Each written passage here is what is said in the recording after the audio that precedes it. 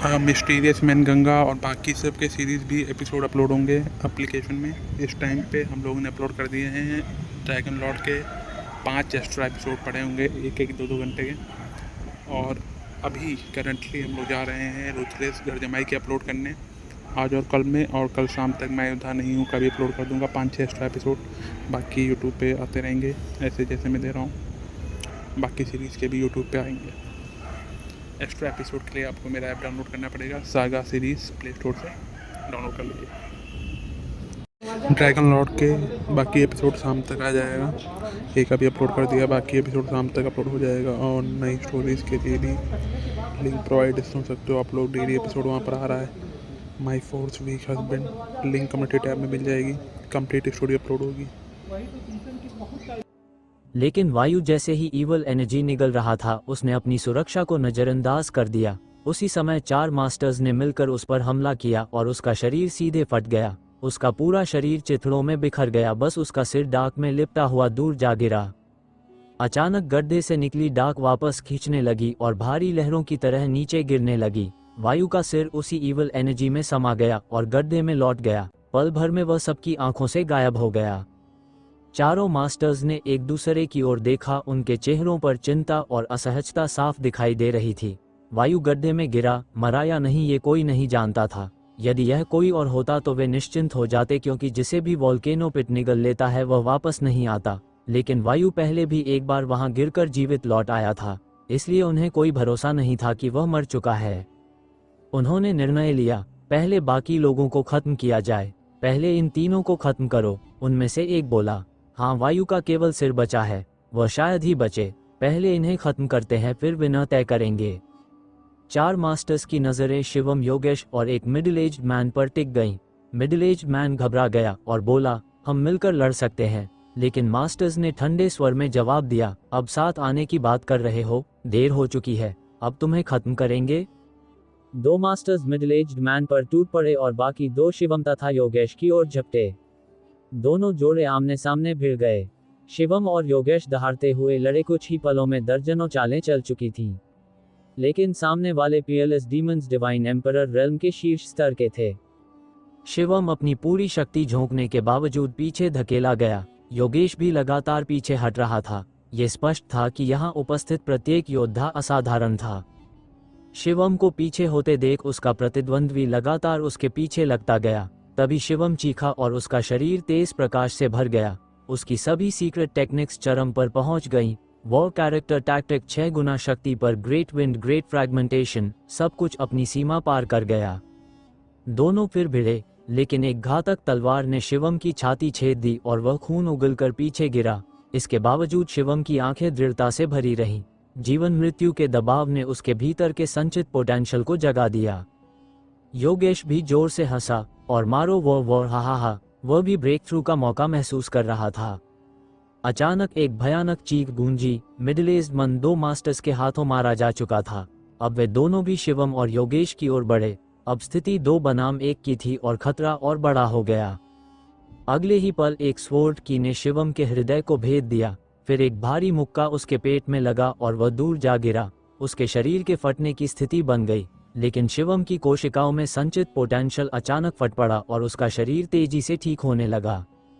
शिवम की आंखें चमक उठीं, बस थोड़ा सा और। वह जीवन मृत्यु की इस भयानक स्थिति में भी उत्साहित था, क्योंकि ब्रेक थ्रू बिल्कुल सामने था। वह दहाड़ता हुआ 2 मास्टर्स पर झपटा, लेकिन फिर भी घायल होकर पीछे गिरा। 2 मास्टर्स चिल्लाए, मारो इसे, खत्म कर दो, और अपना अंतिम हमला छोड़ा। लेकिन तभी शिवम के शरीर से एक विस्फोटक और फूटा, मानो ज्वालामुखी फट पड़ा हो। शिवम ब्रेक थ्रू कर चुका था। वह गॉड एम्परर रेल्म में प्रवेश कर गया। उसकी कोशिकाओं में संचित पोटेंशियल तुरंत उसकी कल्टिवेशन में परिवर्तित होने लगा। उसी क्षण उसे अत्यधिक भूख लगी, मानो वह लाखों वर्षों से भूखा हो। अब्जॉर्ब, शिवम ने आदेश दिया और अनगिनत एल्व्स, वुडन हार्ट्स बाहर आ गए। उनमें भरी जीवन ऊर्जा पागलों की तरह उसकी ओर बहने लगी और वह सब कुछ निगलने लगा। एल्वन वुडन हार्ट्स का ढेर जीवन सत्व की लहरों में बदल गया, जो तेजी से शिवम की ओर उमड़ती चली गई और शिवम के शरीर की हर कोशिका उस लाइफ एसेंस को पागलों की तरह निगलने लगी। उसके पूरे शरीर में संतुष्टि की भावना दौड़ गई। दोनों मास्टर्स जो शिवम को घेर कर हमला कर रहे थे चौंक गए। उन्हें विश्वास नहीं हो रहा था कि इतने भारी घेराव के बीच भी शिवम ब्रेक थ्रू कर रहा है। वे दोनों चिल्लाए कि उसे किसी भी कीमत पर रोकना होगा, नहीं तो डिवाइन एम्परर रेल्म में पहुंचते ही उसकी शक्ति उनसे कहीं अधिक हो जाएगी और उनकी मृत्यु निश्चित होगी। दोनों मास्टर्स ने पूरी ताकत से शिवम के सिर को निशाना बनाकर घातक हमला किया, लेकिन शिवम गरज उठा और उसके शरीर से निकली उग्र ऊर्जा ने एक शॉक वेव बनाई जिसने दोनों मास्टर्स को पीछे धकेल दिया। इस मौके का फायदा उठाकर शिवम ने लाइफ एसेंस को और तेजी से निगलना जारी रखा। इसी समय दूसरी ओर योगेश ने भी जोरदार दहाड़ लगाई और वह भी ब्रेक थ्रू कर गया। उसके शरीर से चमकीले रत्न जैसे क्रिस्टल उभर आए जिनमें डिवाइन क्रिस्टल से भी अधिक मूल्यवान ऊर्जा थी और वे ऊर्जा नदी की तरह उसके शरीर में समाती चली गई। दो मास्टर्स जो योगेश से लड़ रहे थे शौक में चीख उठे लेकिन उसे रोक नहीं पाए। शिवम और योगेश लगभग एक ही समय पर डिवाइन एम्परर रेल्म में प्रवेश कर गए और उनका ऑरा लगातार ऊंचा और डरावना होता गया। ये देखकर चारों मास्टर्स के चेहरे का रंग उड़ गया। उन्हें एहसास हुआ कि अगर वे अभी पूरी ताकत नहीं झोंकेंगे तो मौत निश्चित है। उन्होंने डिवाइन पावर और ओरिजिन पावर दोनों को पूर्ण रूप से जलाकर अंतिम हमला शुरू कर दिया। अब वे पछता रहे थे कि पहले ही शिवम और योगेश को क्यों नहीं मार दिया। शिवम ने ठंडी आंखों से उन्हें देखते हुए कहा कि अब मरने की बारी उनकी है। वह तेज हवा की तरह आगे बढ़ा और दो मास्टर्स पर टूट पड़ा। उसके पैल्म स्ट्राइक्स इतने तेज थे कि वॉइड तक फटने लगा। टकराव में दो जोरदार धमाके हुए और दोनों मास्टर्स पीछे जा गिरे। उनके शरीर पर बड़े बड़े क्रैक्स उभर आए और उनमें से खून बहने लगा। ब्रेक थ्रू के बाद शिवम की ग्रेट विंड और ग्रेट फ्रैगमेंटेशन टेक्निक्स की शक्ति कई गुना बढ़ चुकी थी। अगर उसका ब्रेक थ्रू पूरी तरह स्थिर हो चुका होता तो वह उन दोनों को एक ही वार में मार देता। दूसरी ओर योगेश भी उग्रता से लड़ रहा था और उसने अपने प्रतिद्वंद्वियों को खून उगलने पर मजबूर कर दिया। चारों मास्टर्स टूट चुके थे।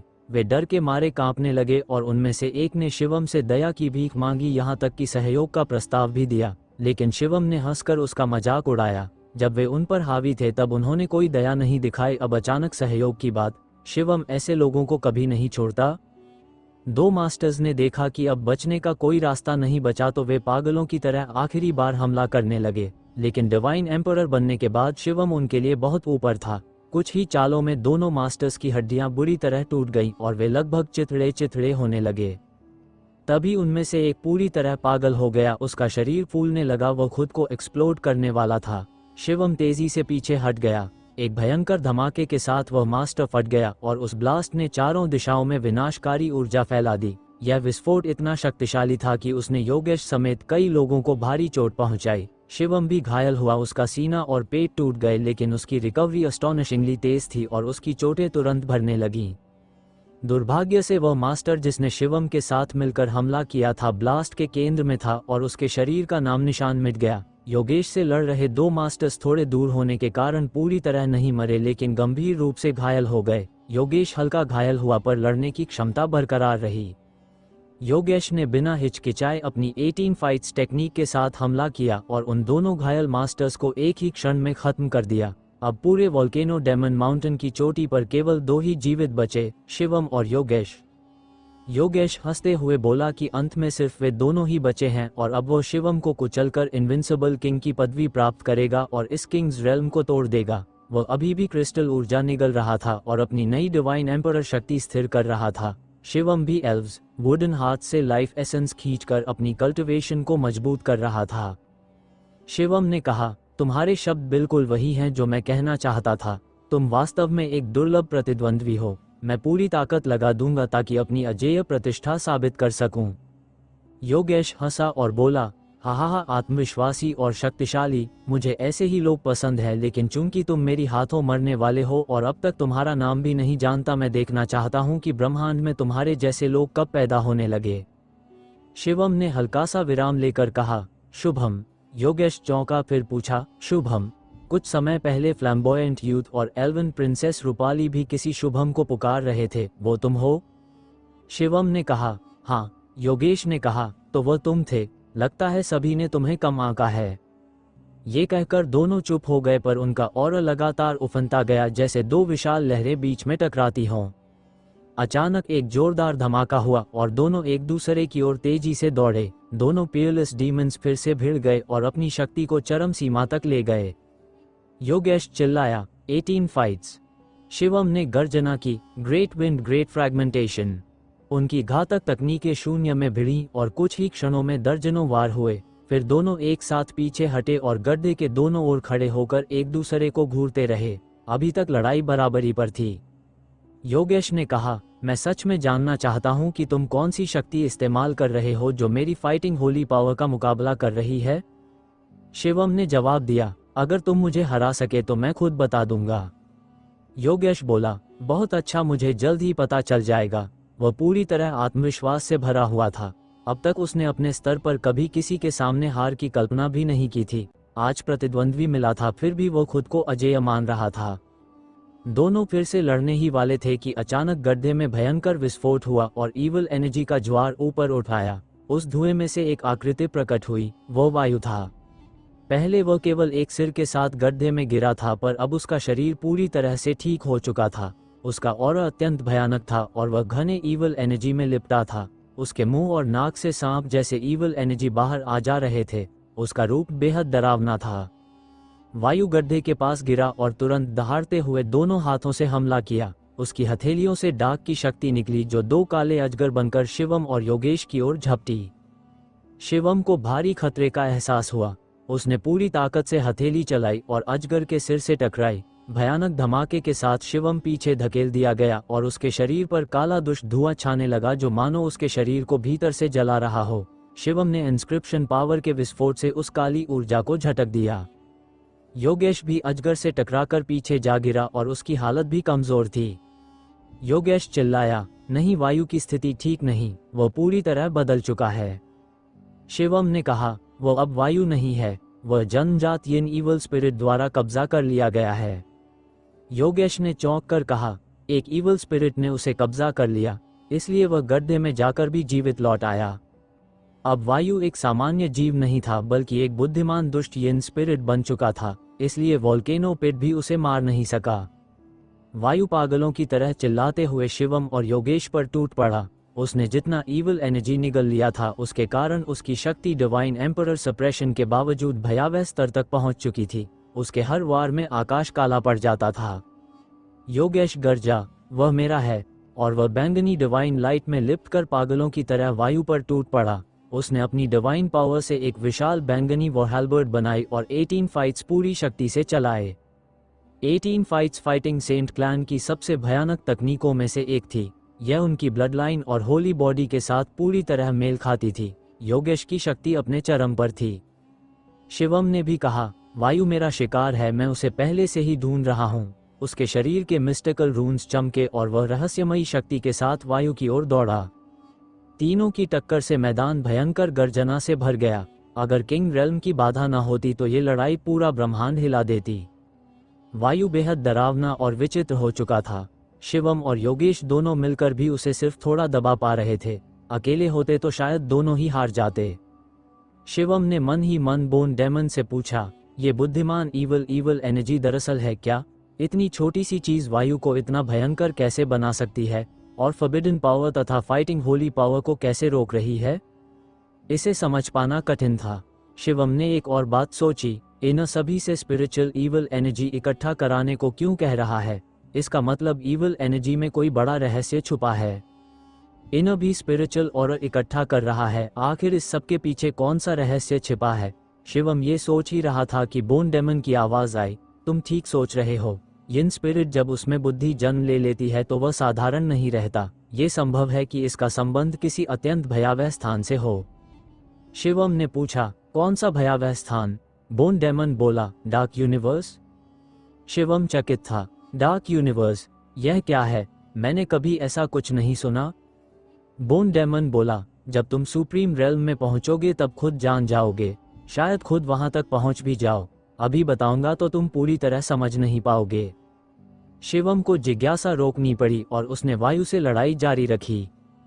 शिवम, योगेश और यिन आर्टिफैक्ट, तीनों की लड़ाई पागलों जैसी जारी रही। शिवम और योगेश ने मिलकर धीरे धीरे वायु को दबाना शुरू कर दिया। सैकड़ों वारों के बाद शिवम ने एक शक्तिशाली चोट सीधे वायु के सिर पर मारी। सिर फट गया और बड़े बड़े क्रैक्स उभर आए, लेकिन डाक की शक्ति से उसका सिर तेजी से खुद को पुनः जोड़ने लगा। इसी क्षण एक चमकती हुई बोन बीड टूटे हिस्से से बाहर निकली। यह वही बीट थी जिसे बोन डेमन खोज रहा था, जिसमें एंशिएंट सीक्रेट सील्ड थे। बोन डेमन ने पहले ही महसूस किया था कि बीट वायु के बाएं हिस्से में है, इसलिए शिवम ने सैकड़ों चालें सिर्फ सिर पर केंद्रित की और आखिरकार सफल होकर बीट बाहर निकाल ली। शिवम ने बीट पकड़ ली और प्रसन्नता से उसे अपने स्टोरेज रिंग में रख लिया। अचानक वायु गरज उठा और गड्ढे के चारों ओर की डाक को नियंत्रित करके समुद्री लहरों की तरह शिवम और योगेश पर धकेल दिया। उसकी ताकत का बड़ा कारण था कि वोल्केनो डेमन माउंटेन के शीर्ष पर ईवल एनर्जी अत्यधिक था, जिससे वह लगातार शक्ति खींचता रहा।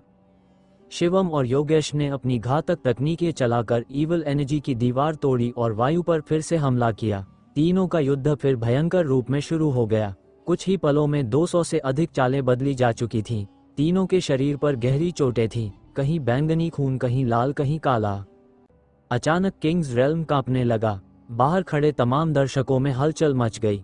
किसी ने कहा, किंग्स रेल्म टूटने वाला है। दूसरे बोले, अंदर की भयानक लड़ाई खत्म होने वाली है, कौन जिंदा बचेगा। बाहर मौजूद हर नस्ल के लोग डरे हुए थे, क्योंकि उनके शीर्ष प्रतिभागी उसमें फंसे थे। फाइटिंग सेंट क्लैन सबसे ज्यादा चिंतित था। योगेश उनकी अनोखी प्रतिभा था। यदि वह मर जाता तो यह उस क्लैन के इतिहास की सबसे बड़ी हानि होती। गोल्डन शूरर और अन्य महान जातियां भी उम्मीद में आंखें गड़ाए थीं। किंग्स रेल्म और अधिक हिला और अचानक एक विस्फोट से टूटा तथा प्रकाश की बूंदों की तरह बिखर गया। 3 आकृतियां आसमान में उड़ती हुई बाहर निकली और तुरंत लड़ाई शुरू कर दी। सब दंग रह गए। 3 लोग।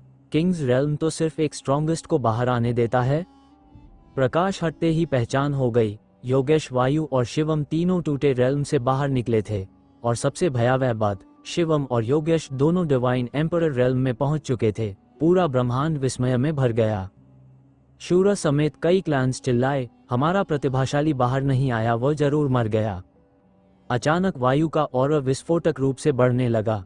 अब रेल्म के दबाव के बिना उसकी कल्टिवेशन बहाल होने लगी। डिवाइन एम्परर पहला स्तर, दूसरा, तीसरा, चौथा, कुछ ही क्षणों में वह डिवाइन एम्परर 4th लेवल तक पहुंच गया। ये बढ़त अविश्वसनीय थी।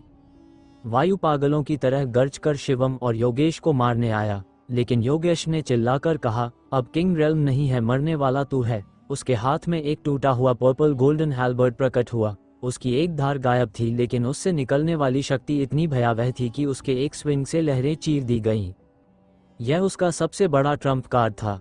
हैल्बर्ड पहाड़ की तरह बनकर वायु पर गिरी। उसी समय शिवम ने गोविंद स्टोन बीड्स निकाली। जलते हुए टॉर्नेडो जैसी गर्म हवा वायु की ओर लपकी। शिवम और योगेश ने एक साथ अपनी सबसे घातक तकनीकें उपयोग की। दोनों की भयावह शक्तियां मिलकर वायु को पूरी तरह ढंक चुकी थीं। वायु ने क्रोध में दहाड़ते हुए पूरी शक्ति झोंक दी। उसके शरीर से उभरता डाक आकाश को चीरता हुआ उठा और दोनों की घातक तकनीकों से टकराया। लेकिन अब शिवम और योगेश दोनों डिवाइन एम्परर रेल्म में प्रवेश कर चुके थे, इसलिए उनकी किलर मूव्स का प्रभाव पहले से कहीं अधिक शक्तिशाली था।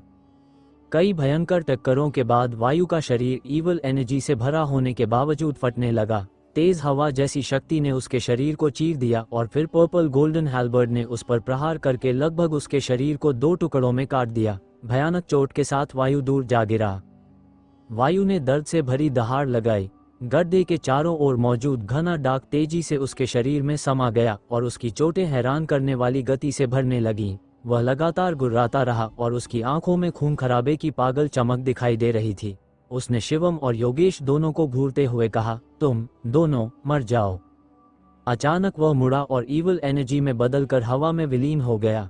एक ही झटके में उसने स्थानभेदन कर दिया और नजर से ओझल हो गया। आखिरकार शिवम और योगेश अभी डिवाइन एम्परर रेल्म के प्रथम स्तर पर थे। वे सिर्फ किलर मूव्स के बल पर वायु को घायल कर सकते थे, लेकिन गति में उससे बहुत पीछे थे, इसलिए वायु आसानी से भाग निकला। योगेश ने नाक सिकोड़कर कहा, थोड़ा और मजबूत हो लून, फिर इसे एक हाथ से मार दूंगा। फिर उसने शिवम की ओर तीव्र लड़ाई की इच्छा से देखा। उसने साउंड ट्रांसमिशन से कहा, शुभम, तुमने अपना चेहरा बदल रखा है, शायद नहीं चाहते कि लोग पहचाने। मैं किसी से नहीं कहूंगा, लेकिन हमारी यह लड़ाई अधूरी है। अगली बार जरूर जीत हार तय होगी। इतना कहकर योगेश जेके मैजिक माउंटेन की ओर चला गया। उसे स्पिरिचुअल ईवल एनर्जी मिल चुका था, इसलिए रुकने की जरूरत नहीं थी। शिवम मुस्कुराया। उसे किसी चुनौती से डर नहीं था। वास्तव में योगेश जैसा प्रतिद्वंद्वी मिलना उसके लिए उत्साहजनक था। ऐसे प्रतिद्वंद्वी व्यक्ति को दबाव भी देते हैं और आगे बढ़ने का मौका भी। शिवम ने भी साउंड ट्रांसमिशन में कहा, कभी भी लड़ सकते हो, मैं तैयार हूँ। फिर वो दूसरी दिशा से नीचे उतरा। इस यात्रा का उद्देश्य सफल चुका था। बोन डेमन की एंशिएंट सीक्रेट टेक्निक और यिन और दोनों उसे मिल चुके थे। भले ही रास्ता कठिन था पर परिणाम पूर्ण था। अब अगले चरण में उसे सपनों के शहर ड्रीम सिटी जाना था, जहां ड्रीम इनर का बाहरी क्षेत्र स्थित था। ड्रीम इनर का वास्तविक कोर अत्यंत गुप्त है और आम लोग वहां नहीं पहुंच सकते, लेकिन ड्रीम सिटी तक पहुंचना संभव है। ड्रीम सिटी एक विशाल प्राचीन शहर है जो अंतरिक्ष में मंडराता है। उसके चारों ओर सूर्य, चंद्रमा और सितारे उसके चारों दिशाओं में घूमते हैं, जिससे उसकी भव्यता का पता चलता है। कई महीने की यात्रा के बाद शिवम उस शहर के सामने पहुंचा। दूर से शहर के चारों ओर घूमते सूर्य, चंद्रमा और सितारे स्पष्ट दिखाई देते थे। असल में ये सब एक विशाल फॉर्मेशन बनाते थे। कोई शहर पर हमला करता तो ये पूरा स्तरराय सक्रिय होकर विनाशकारी हमला करता। ड्रीम सिटी के चारों ओर प्रकाश की मोटी परत फैली हुई थी, जिससे शहर वास्तव में सपनों जैसा प्रतीत होता था। इस शहर में केवल एक ही प्रवेश द्वार था। शिवम उसी की ओर उड़कर गया। उस द्वार तक पहुंचने के लिए 300 मिलियन मील लंबा मार्ग था। इस विशाल द्वार तक पहुंचने के रास्ते पर अनगिनत जीव चल रहे थे, कुछ मनुष्य जैसे, कुछ पहाड़ जितने बड़े, कुछ चींटी से भी छोटे। सौभाग्य से मार्ग इतना विस्तृत था कि कोई भी जीव उसमें चल सकता था। शिवम ने कहा, ये तो वाकई अद्भुत है। जैसे ही वो उस विशाल मार्ग पर पहुंचा, एक प्रबल दबाव उसके ऊपर पड़ा। ड्रीम सिटी में उड़ना संभव नहीं था, इसलिए उसे उतरकर चलना पड़ा। साधारण व्यक्ति के लिए यह मार्ग जीवन भर में भी पूरा न हो, लेकिन शिवम जैसे लोग एक कदम में 100 मील पार कर सकते थे। अन्य लोग भी इसी तरह तेज थे, इसलिए ये सामान्य दिखता था। फिर भी शिवम को पूरे एक दिन के बाद ड्रीम सिटी का द्वार मिला। द्वार के भीतर कोई सड़क नहीं थी, बल्कि एक विशाल मंच था। इस मंच से दूर दूर तक अद्भुत इमारतें और व्यस्त मार्ग दिखाई दे रहे थे।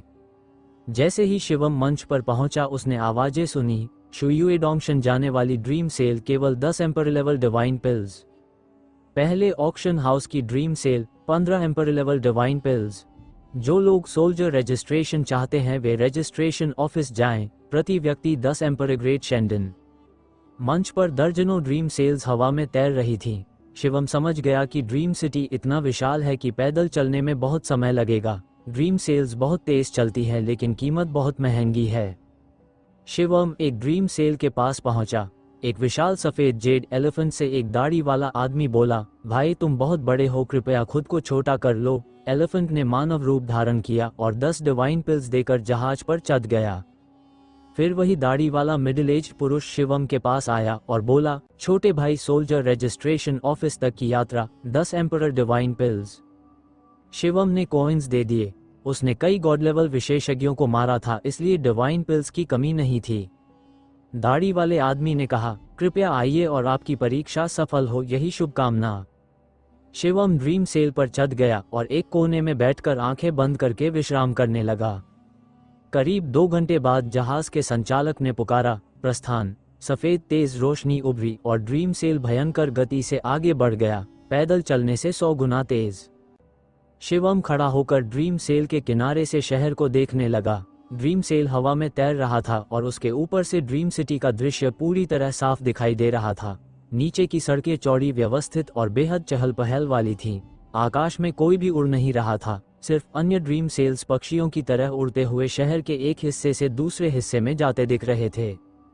शिवम की नज़र कई नस्लों पर पड़ी। वह तो एंजल रेस है, और वह रक्तलाल चमक वाला ब्लड रेस, वह तो बुद्धा रेस है। ड्रीम सिटी वाकई इन द्वारा खोला गया सबसे विशाल शहर था। यहाँ पूरे ब्रह्मांड की लगभग हर बड़ी जाति के शक्तिशाली लोग बसे हुए थे। ड्रीम सेल पर मौजूद कई लोग भी पहली बार ड्रीम सिटी आए थे। वे भी शिवम की तरह चारों ओर देखते हुए हैरान थे। ड्रीम सेल बहुत तेज था, लेकिन ड्रीम सिटी स्वयं अविश्वसनीय रूप से विशाल थी। पूरे एक दिन की यात्रा के बाद ड्रीम सेल आखिरकार सोल्जर रजिस्ट्रेशन ऑफिस पहुंचा। ये कार्यालय एक विशाल महल के सामने स्थित था। वहां पहले से ही हजारों लोग कतार में खड़े थे। महल के सामने 9 चमकीले लाइट गेट्स थे। उन लाइट गेट्स के सामने कवच पहने शक्तिशाली हेवनली सुप्रीमेस खड़े थे, जो पंजीकरण की जांच कर रहे थे। एक दाढ़ी वाले सैनिक ने कहा, सोल्जर रजिस्ट्रेशन ऑफिस आ गया है, सब नीचे उतरें। सब ड्रीम सेल से कूदकर उतरे और लाइट गेट्स की कतार में लग गए। शिवम भी एक लाइट गेट के सामने जाकर लाइन में लग गया। उसने देखा कि एक युवक हेवनली सुप्रीम एस के सामने पहुंचा। उसने पंजीकरण कराया और स्टोरेज रिंग से एक यिन ऑरा निकाली। ये स्पिरिचुअल यिन ईवल स्पिरिट था। सैनिकों ने उसकी जांच कर उसे स्वीकार किया और चमकदार जेड कार्ड उसे दिया। हेवनली सुप्रीम ने कहा, लाइट गेट के अंदर जाओ, जांच होगी। युवा घबराया हुआ था लेकिन फिर भी लाइट गेट में प्रवेश कर गया। जैसे ही वो अंदर गया, लाइट गेट चमक उठा। अचानक एक सैनिक गरजा, धृष्टता, ये यिन स्पिरिट तुम्हारा स्वयं का प्राप्त किया हुआ नहीं है। इनसे धोखा करने की कोशिश, दंड मृत्यु है। युवक घबरा गया और बोला, नहीं, मैं निर्दोष हूं, ये सच में मेरा स्वयं का है। सैनिक फिर गरजा, झूठ मत बोलो, ये लाइट गेट इन की सुप्रीम डिडक्शन टेक्निक से बना है। किसी ने ईवल एनर्जी खरीदा लिया या उपहार में पाया, गेट तुरंत पहचान लेता है। युवक सीधे घुटनों पर गिर पड़ा, क्षमा करें, मैं पहली बार गलती कर बैठा, मुझे मार डालना ही दंड है, पर कृपा करें। हेवनली सुप्रीम बोला, ए न पहले ही चेतावनी दे चुका है, फिर भी धोखा, क्षमा नहीं। घबराकर युवक ने भागने की कोशिश की। वह एम्परर थर्ड रेल्म का प्रतिभाशाली योद्धा था और उसकी गति अत्यंत तेज थी। एक मध्यवे हेवनली सुप्रीम ठंडे स्वर में बोला, मृत्यु मांग रहे हो। स्विश, उसकी भाले की शक्ति बिजली की तरह निकली और युवक को भेद गई। युवक का सिर छेदकर वह वहीं गिर पड़ा। कुछ सैनिकों ने उसकी लाश खींचकर हटा दी। लोग सन्न रह गए, बहुत शक्तिशाली। वह हेवनली सुप्रीम साधारण दिखता था लेकिन उसकी शक्ति गॉड एम्परर पीक थी। भीड़ में चर्चा शुरू हुई। कहते हैं जो हेवनली सुप्रीम बनता है, इन्हें उसे भारी इनाम देता है। हाँ, इनकी रिसोर्सेस पूरे ब्रह्मांड में सर्वोच्च हैं, इसलिए हर शीर्ष प्रतिभा इनमें शामिल होना चाहती है। फिर हेवनली सुप्रीम ने गर्जना की, यदि यिन स्पिरिट तुमने स्वयं नहीं प्राप्त किया बल्कि खरीदा है या किसी ने दिया है तो अभी वापस चले जाओ, अभी इन्हें दंड नहीं देगा। लेकिन लाइट गेट में पकड़े गए तो मृत्यु निश्चित है।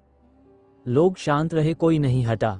ऐसे भाग्य परीक्षण करने वाले मूर्ख बहुत कम होते हैं। आज एक पकड़ा गया, ये भी संयोग था, आगे कोई पकड़ा नहीं गया। शिवम ने मन ही मन बोन डेमन से पूछा, ये लाइट गेट मेरे कर्स बॉडी को पहचान लेगा? बोन डेमन ने कहा, चिंता मत करो, कर्स बॉडी बाहरी रूप से दिखता नहीं, कर्स पावर भी छिपा रहता है। जब तक कोई स्वयं तुम्हारी कर्स शक्ति को छूकर न जांचे, कोई तुम्हारी पहचान नहीं कर सकता। शिवम ने राहत की सांस ली। आखिरकार शिवम की बारी आई। हेवनली सुप्रीम ने पूछा, नाम, कहाँ से, किस शक्ति से हो?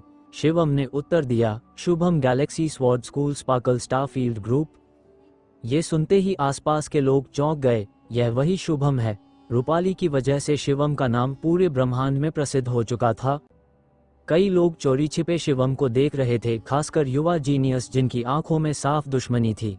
रूपाली पूरे ब्रह्मांड की 20 सबसे कीमती पर्ल्स ऑफ द यूनिवर्स में से एक है और एल्वन क्लैन की राजकुमारी भी। उसके पीछे अनगिनत प्रतिभाशाली युवा, यहाँ तक कि कई देव साम्राज्य स्तर के शीर्ष योद्धा भी पड़े हुए थे। अब शिवम और रूपाली का रिश्ता खुल चुका था और न जाने कितने लोग उसे मार गिराना चाहते थे, लेकिन शिवम ने परवाह नहीं की। वह आंखें झुकाकर शांत खड़ा रहा। रूपाली के फियोंसे बनने के बाद उसे पहले ही अंदाजा था कि ऐसा होगा, पर वह कभी किसी की चुनौती से डरता नहीं था। जो भी लड़ना चाहे आए, यह उसके लिए अनुभव था। हेवनली सुप्रीम ने उसके नाम पर कोई प्रतिक्रिया नहीं दी, मानो उसने कभी शुभम का नाम सुना ही न हो। उसने बस जेड कार्ड निकालकर जानकारी दर्ज की। फिर उसने कहा, आशा है जो जानकारी तुमने दी है वह सत्य है। इन्हें तुम्हारी पहचान की पूरी जांच करेगा। शिवम ने सिर हिलाया। स्वाभाविक है, वह गैलेक्सी स्वॉर्ड स्कूल में इसी उद्देश्य से शामिल हुआ था। फिर दूसरे हेवनली सुप्रीम ने कहा, स्पिरिचुअल ऑरा निकालो। शिवम ने यिन ऑरा निकाली। सैनिक ने जांचकर उसे रख लिया। इसके बाद जड़े कार्ड उसे पकड़ा दिया गया। लाइट गेट में जाओ, अगर कोई प्रतिक्रिया नहीं हुई तो तुम पास हो जाओगे। शिवम लाइट गेट में दाखिल हुआ। गेट शांत रहा। ये पूर्ण पास था। तुम पास हो गए हो, मेरे साथ चलो। गेट के पीछे एक और हेवनली सुप्रीम खड़ा था। शिवम उसके साथ विशाल महल में घुसा। महल के पीछे एक बहुत बड़ा चौक था जहां पहले ही हजारों लोग मौजूद थे। सैनिक ने कहा, पंजीकरण पूरा होने के बाद तुम्हें कई चरणों की परीक्षा से गुजरना होगा। परीक्षा क्या होगी हमें भी नहीं पता। यहाँ प्रतीक्षा करो, जब तुम्हारी बारी आएगी तुम्हें बुला लिया जाएगा। शिवम ने धन्यवाद कहा और बैठकर इंतजार करने लगा। कुछ ही देर में एक सफेद वस्त्र जेड क्राउन वाला वृद्ध अधिकारी उड़कर आया। किसी ने फुसफुसाकर कहा, सोल्जर आ गया। हर बार सोल्जर के आने पर कुछ लोगों को परीक्षा के लिए चुना जाता था। हर परीक्षा समान नहीं होती थी, हर समूह को अलग कार्य मिलता था। सोल्जर ने घोषणा की, आयरन आर्मर ट्राइब, तुम 12 लोग मेरे साथ चलो। 12 लोग आगे आए और सोल्जर उन्हें एक प्रकाश किरण में लपेटकर साथ ले गया। ड्रीम सिटी में हेवनली ऑफिसर्स और सुप्रीमेस आसानी से उड़ सकते थे ताकि वे मिशन पूरा कर सकें। कुछ समय बाद दूसरा सोल्जर आया और 12 और लोगों को ले गया। ये प्रक्रिया चलती रही, कभी 12 लोग, कभी 15, कभी 100 लोग, संख्या तय नहीं थी। शिवम समझ गया कि इनकी परीक्षाएं अलग अलग टीमों में विभाजित हैं और हर टीम को अलग कार्य सौंपा जाता है। 2 दिन बीत गए, लोग आते जाते रहे। अंत में sparkle starfield group galaxy sword school Shubham Jack tribe, तुम 12 लोग मेरे साथ आओ और परीक्षा पूरी करो। शिवम मुस्कुराया, आखिर मेरी बारी आ ही गई। 12 लोग आगे आए। ग्रे हेयर्ड सोल्जर ने सभी को प्रकाश में लपेटकर एक दिशा में ले गया। रास्ते में सभी एक दूसरे को देखते रहे। 7 युवक युवतियां, 3 मिडिल एज पुरुष और 2 वृद्ध व्यक्ति थे। शिवम ने महसूस किया कि इन सभी की कल्टिवेशन बहुत ऊंची थी। सब डिवाइन एम्परर ट्रिपल से ऊपर थे। सबसे शक्तिशाली एक वृद्ध था जिसकी कल्टिवेशन डिवाइन एम्परर 6 से भी ऊपर लग रही थी। अकेला शिवम सबसे कम स्तर का था। हालांकि वह डिवाइन एम्परर बन चुका था पर अभी पहले स्तर पर था। बाकी लोग शिवम को देखकर बस हल्की नजर डालते और फिर अनदेखा कर देते। भले ही शुभम का नाम प्रसिद्ध था, लेकिन सच्चे शीर्ष योद्धाओं की नज़र में डिवाइन एम्परर का प्रथम स्तर अभी बहुत छोटा था। सब एक दूसरे को शांत मन से परखते रहे और मन में याद रखते गए।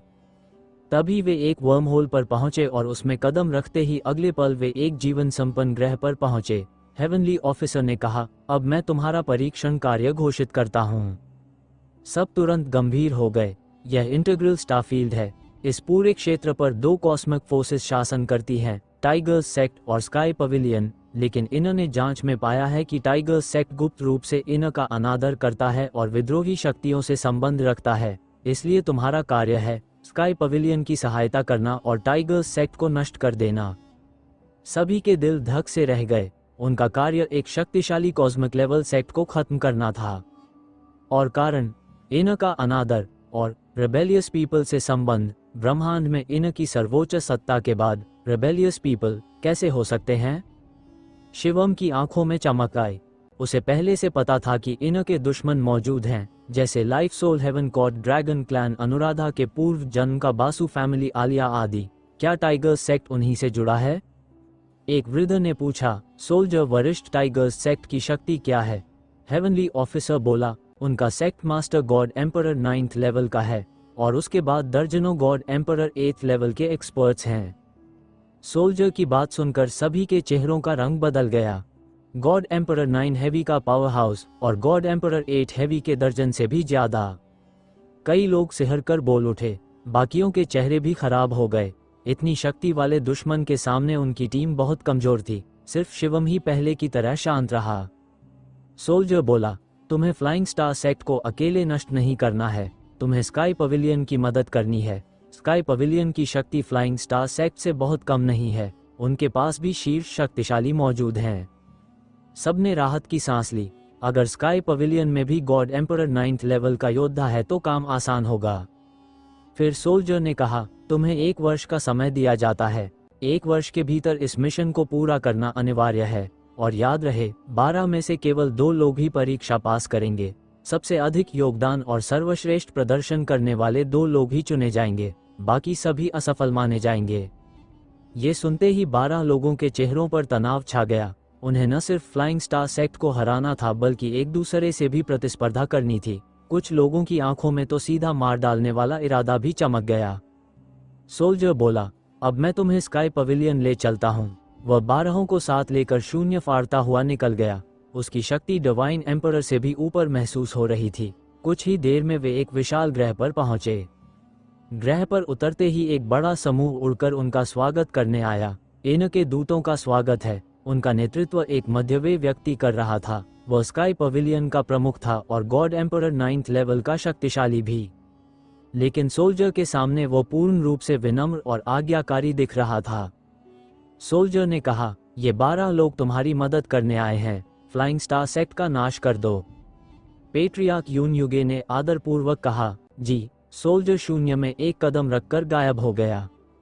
स्काई पवेलियन के मुखिया ने कहा, आप लोग मेरे साथ चलिए, पहले आराम करें, फिर फ्लाइंग स्टार सेक्ट को हराने की योजना पर चर्चा करेंगे। सभी उसके साथ एक महल में पहुंचे और वहां अस्थायी रूप से ठहरे। स्काई पवेलियन के राजनीतिक हॉल में बैठक हुई। कई वरिष्ठ लोग शिकायत कर रहे थे, पवेलियन लॉर्ड इनर ने सिर्फ 12 लोग भेजे, जिनमें सबसे अधिक कल्टिवेशन डिवाइन एम्परर 7th है, बाकी ट्रिपल, क्वाड्रुपल और क्विंचुपल स्तर के हैं, और एक तो डिवाइन एम्परर 1st भी है। ऐसे लोगों से हम फ्लाइंग स्टार सेक्ट कैसे हराएंगे? हाँ, उनकी मैन पावर टाइगर्स सेक्ट के मुकाबले बहुत कमजोर है। टाइगर्स सेक्ट से लड़ते हुए हम पहले ही बहुत नुकसान झेल चुके हैं।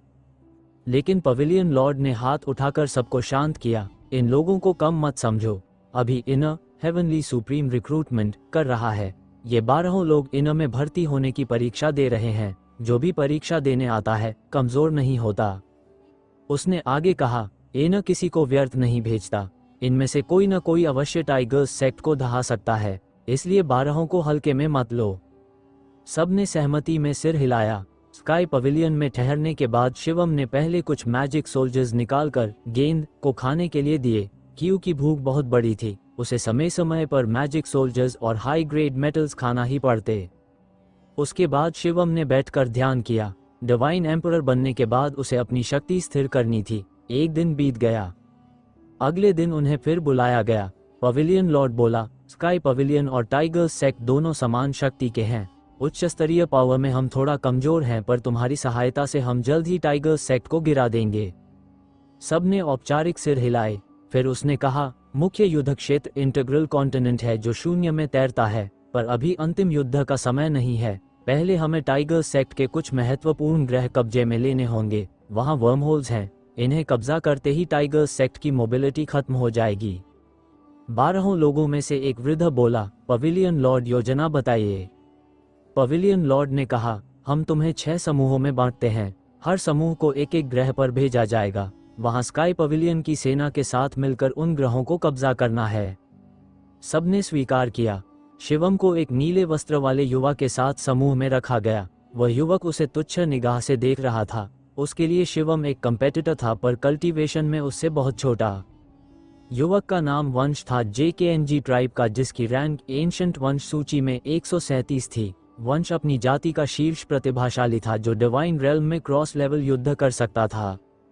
अब शिवम और वंश अपने लक्ष्य कोगर की ओर रवाना हुए, जहां स्काई पवेलियन की सेना मौजूद थी। शिवम और वंश जैसे ही कोगर पहुंचे, उन्होंने देखा कि एक कवच पहने जनरल बड़ी सेना के साथ उनका स्वागत कर रहा था। जनरल उन्हें सीधे एक विशाल बैरक्स में ले गया। ब्रदर, कृपया बैठिए। कवचधारी जनरल, जिसका नाम स्कर था, वंश के साथ अत्यंत सम्मान से पेश आया और उसे मुख्य स्थान पर बैठाया। लेकिन शिवम के प्रति उसका रवैया ठंडा और बेरुखा था। वंश डिवाइन एम्परर 4 स्टेज पीक का युवा प्रतिभाशाली था, इसलिए कोगर की लड़ाई में उसके आने से वे अत्यंत प्रसन्न थे। लेकिन Shivam divine emperor 1st level था और उनकी नज़र में लगभग बेकार। उन्हें समझ नहीं आया कि इन्होंने ऐसे कमजोर व्यक्ति को मिशन में क्यों भेजा है। अपने मन की शिकायतें वह जाहिर नहीं कर सकता था, लेकिन उसके व्यवहार से साफ दिख रहा था कि वह शिवम को महत्व नहीं देता। शिवम ने ये सब देखा पर कोई परवाह नहीं की। वह चुपचाप बैठकर शराब पीता रहा। वंश ने पूछा, जनरल हाउ, कोगर की स्थिति क्या है? एक सुंदर दासी वंश को शराब परोस रही थी। जनरल हाउ बोला, हम स्काई पवेलियन पूर्व दिशा पर काबिज हैं और पश्चिम दिशा टाइगर्स सेक्ट के कब्जे में है। सबसे महत्वपूर्ण वर्म होल पश्चिम में है, उनके हाथों में। हमने कई बार हमला किया लेकिन सफल नहीं हुए। वंश ने पूछा, उनकी तरफ कौन कौन से शीर्ष योद्धा हैं? जनरल हाउ बोला, उनके पास 2 डिवाइन एम्परर 5 फोल्ड पीक के मास्टर्स हैं। हमारी तरफ केवल 2 डिवाइन एम्परर 5 फोल्ड हैं, इसलिए कोई बढ़त नहीं मिलती। बाकी मास्टर्स इंटीग्रल कॉन्टिनेंट और अन्य युद्ध क्षेत्रों में व्यस्त हैं, उन्हें बुलाना मुश्किल है। वंश मुस्कुराया, सिर्फ डिवाइन एम्परर 5 फोल्ड पीक, ये तो आसान है। जनरल हाउ के चेहरे पर चमक आ गई। मिस्टर वंश, क्या आपके पास कोई तरीका है? वंश ने गर्व से कहा, मेरी शक्ति डिवाइन एम्परर 5 फोल्ड पीक से टकरा सकती है, और सिर्फ इतना नहीं, मेरे पास एक ऐसी ट्रेजर टेक्निक भी है जो गॉड एम्परर 5 फोल्ड को भारी चोट पहुंचा सकती है। जनरल हाउ और अन्य सभी लोग वंश की तारीफ करने लगे। सब उसी की तरफ आकर्षित थे और शिवम को पूरी तरह अनदेखा कर रहे थे।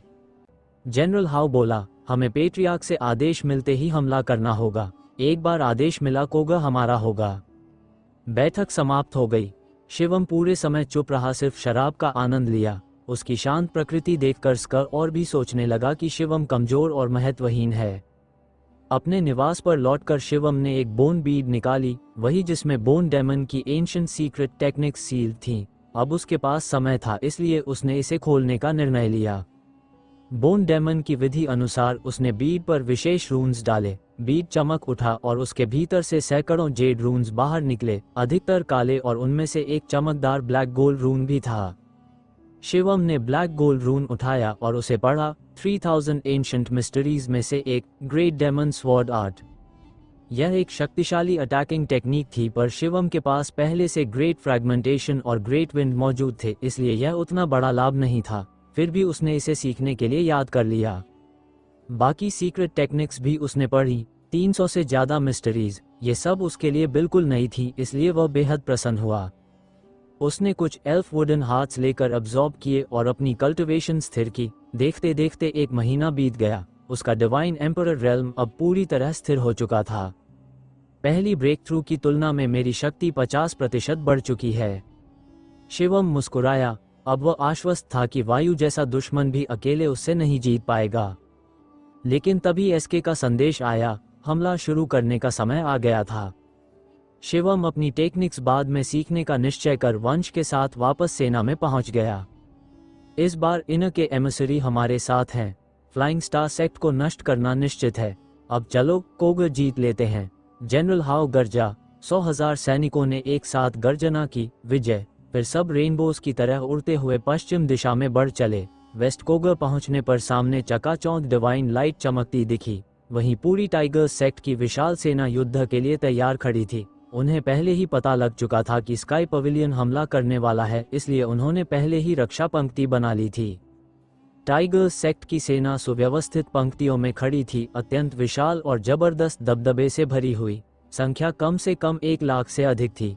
दोनों पक्षों की सेनाएं अभी आमने सामने नहीं पहुंची थीं, लेकिन उनका भयानक दबाव पहले ही टकरा चुका था। धड़ाम, आसमान जोर से कांप उठा और अंतरिक्ष में एक भयानक दरार फैलकर तारों वाले आकाश तक पहुंच गई, मानो ब्रह्मांड में कोई दानवी मुंह खुल गया हो।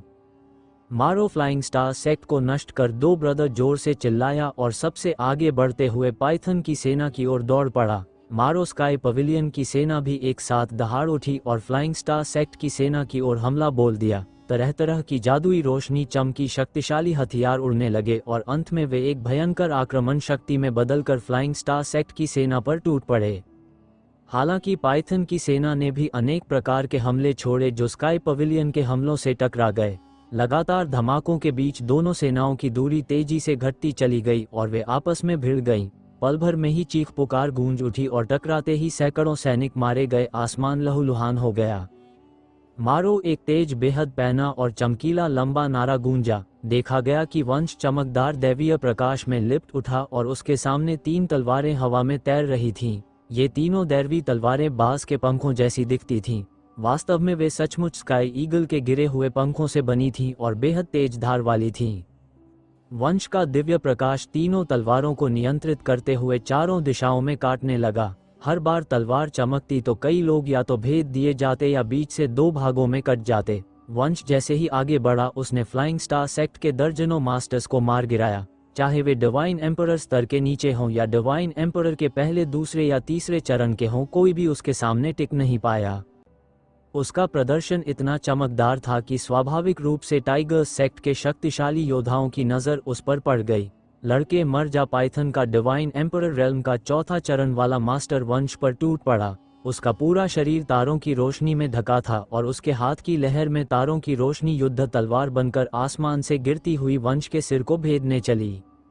बेवकूफ वंश ने ठंडी हंसी भरी और अपनी युद्ध तलवार चलाते ही विरोधी की स्टारलाइट तलवार चकनाचूर हो गई। तभी उसकी तीनों तलवारें तीव्र गति से आगे बढ़ी, मानो हवा को चीरती हुई एक झटके में फ्लाइंग स्टार सेक्ट के उस 4थे चरण वाले मास्टर के सामने पहुंच गईं।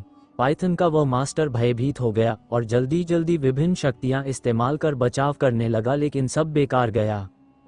छपाक वंश की तलवारों ने उसकी सभी रक्षा तकनीकों को भेद दिया और उसके दांतियन, छाती और भ्रूमध्य में 3 पारदर्शी छेद कर दिए। पाइथन का वो गॉड एम्परर 4थे चरण का मास्टर सीधे गिर पड़ा।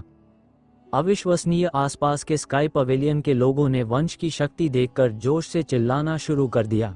उसी स्तर के मास्टर को एक ही झटके में मार गिराना, ये दृश्य उनकी मनोबल को कई गुना बढ़ा गया। ब्रदर भी ये देखकर उत्साहित हो गया।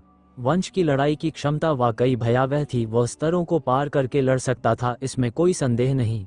इसी समय शिवम काफी घबराहट में भीड़ में आगे बढ़ रहा था। उसका प्रदर्शन खास नहीं था। जनरल हाउ, मैं आपकी मदद करता हूँ। वंश तुरंत हाउ की ओर दौड़ा। इस समय ब्रदर डिवाइन एम्परर के 5वें चरण के शिखर वाले एक जनरल से लड़ रहा था। सैनिक सैनिकों से लड़ते हैं। दोनों की शक्ति बराबर थी और लड़ाई बराबरी पर चल रही थी। वंश को आते देख ब्रदर बहुत खुश हुआ। वंश ने अपनी 3 तलवारें चलाकर पाइथन के जनरल पर भयानक प्रहार किया। पाइथन के जनरल ने स्टारलाइट युद्ध चाकू से वार करते हुए वंश की तीनों तलवारों को रोका। धड़ाम, जोरदार टक्कर हुई। ऊर्जा चारों ओर बिखर गई और जनरल पाइथन और वंश दोनों ही पीछे हटे। बराबरी की लड़ाई। आसपास खड़े स्काई पवेलियन और टाइगर्स सेक्ट के सैनिक दंग रह गए। डिवाइन एम्परर रेल्म के चरणों के बीच बहुत बड़ा अंतर होता है और स्तरों को पार करके लड़ना बेहद कठिन होता है। लेकिन वंश डिवाइन एम्परर के 4थे चरण पर रहते हुए 5वें चरण के शिखर वाले जनरल के बराबर लड़ रहा था। सभी दंग रह गए। ब्रदर सबसे पहले संभला और खुशी से चिल्लाते हुए पाइथन के जनरल पर टूट पड़ा। वंश भी उसके साथ मिल गया। अचानक दोनों के संयुक्त हमले से पाइथन का जनरल बुरी तरह दब गया। उसके पास केवल बचाव का मौका था, प्रत्याक्रमण का नहीं। उधर टाइगर्स सेक्ट का दूसरा डिवाइन एम्परर 5वें चरण का मास्टर स्काई पवेलियन के उसी स्तर के एक मास्टर से उलझा हुआ था और मदद करने नहीं आ सकता था। ऐसा लग रहा था कि स्थिति पाइथन के विरुद्ध हो गई है। तभी अचानक टाइगर्स सेक्ट के शिविर में एक बड़ा योद्धा, जिसकी शक्ति पहले डिवाइन एम्परर के 4थे चरण की थी, अचानक विस्फोटक ऊर्जा के साथ 5वें चरण तक बढ़ गई। उसके हाथ में बिजली जैसी तेज भाला था और उसने सीधे हमला किया। स्काई पवेलियन का डिवाइन एम्परर 4था चरण का योद्धा उससे घबरा गया और पीछे हटने लगा। डिवाइन एम्परर रेल्म के चरणों के बीच यह अंतर बहुत भारी और पूर्ण दबाव वाला होता है, जिसकी तुलना नहीं की जा सकती। छपाक, स्काई पवेलियन का वह डिवाइन एम्परर तुरंत एक भाले के वार से मारा गया और फिर वह योद्धा इंद्रधनुष सी गति से वंश की ओर झपटा। वंश को पाइथन के जनरल को छोड़कर उससे लड़ना पड़ा। एम्परर का 5वां चरण यहाँ कैसे मौजूद हो सकता है? हाउ चौंक गया। आज टाइगर्स सेक्ट और स्काई पवेलियन लगभग हर युद्ध क्षेत्र में एक दूसरे को रोक रहे थे। किसी भी पक्ष के लिए मास्टर्स को खींचना मुश्किल था। फिर अचानक टाइगर्स सेक्ट के पास अतिरिक्त 5वें चरण के मास्टर्स कहां से आ गए? क्या किसी और युद्ध क्षेत्र में कुछ बदल गया था? They naturally come from integral continent, और वे सिर्फ तुम्हें जैसे बड़े शिकार को फंसाने का इंतजार कर रहे थे। टाइगर्स सेक्ट के जनरल ने ताना मारा। इसी वक्त टाइगर्स सेक्ट के शिविर में एक और भयानक शक्ति फूटी और वास्तविक रूप से डिवाइन एम्परर के 5वें चरण वाला एक और मास्टर वंश पर हमला करने आ पहुंचा।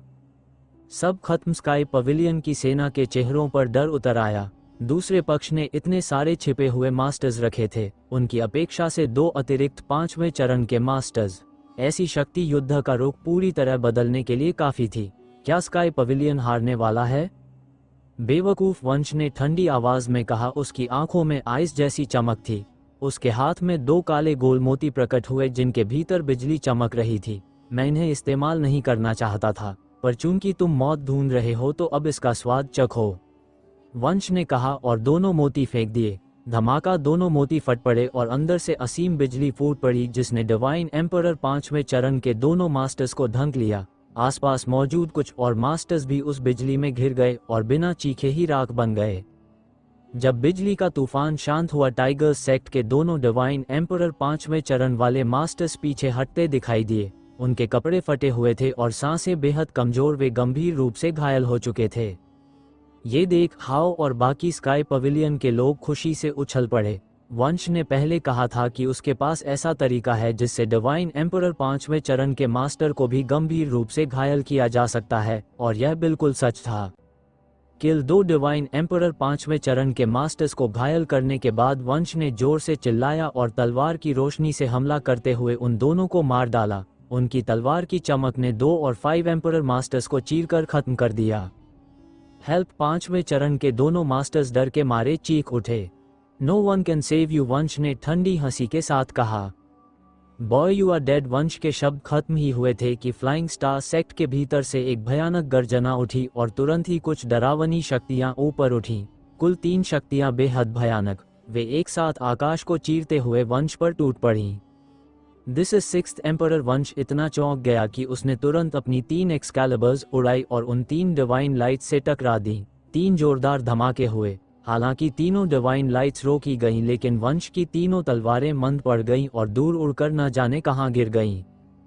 पाइथन से 3 विशालकाय आकृतियां निकली, तारों की रोशनी में ढकी हुई।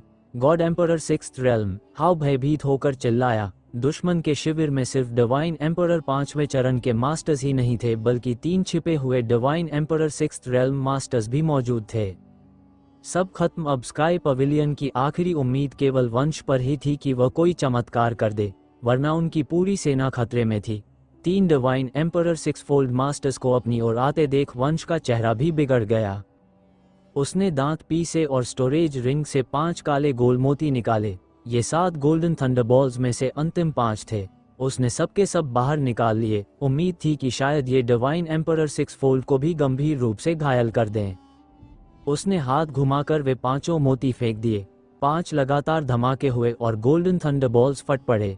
3 डिवाइन एम्परर 6 फोल्ड और आसपास खड़े फ्लाइंग स्टार सेक्ट के सैकड़ों लोग बिजली की लपटों में घिर गए, जिनमें पहले से घायल दोनों डिवाइन एम्परर 5 फोल्ड भी शामिल थे। अनंत बिजली फैल गई और जितने भी लोग उस दायरे में थे वे चीखने का मौका पाए बिना राख बन गए। लेकिन 3 आकृतियां बिजली के क्षेत्र से बाहर निकल आईं। वे 3 डिवाइन एम्परर 6 फोल्ड थे। उनकी रोशनी फीकी थी और उनके शरीर पर कुछ काले धब्बे थे। स्पष्ट था वे घायल हुए थे, लेकिन गंभीर नहीं।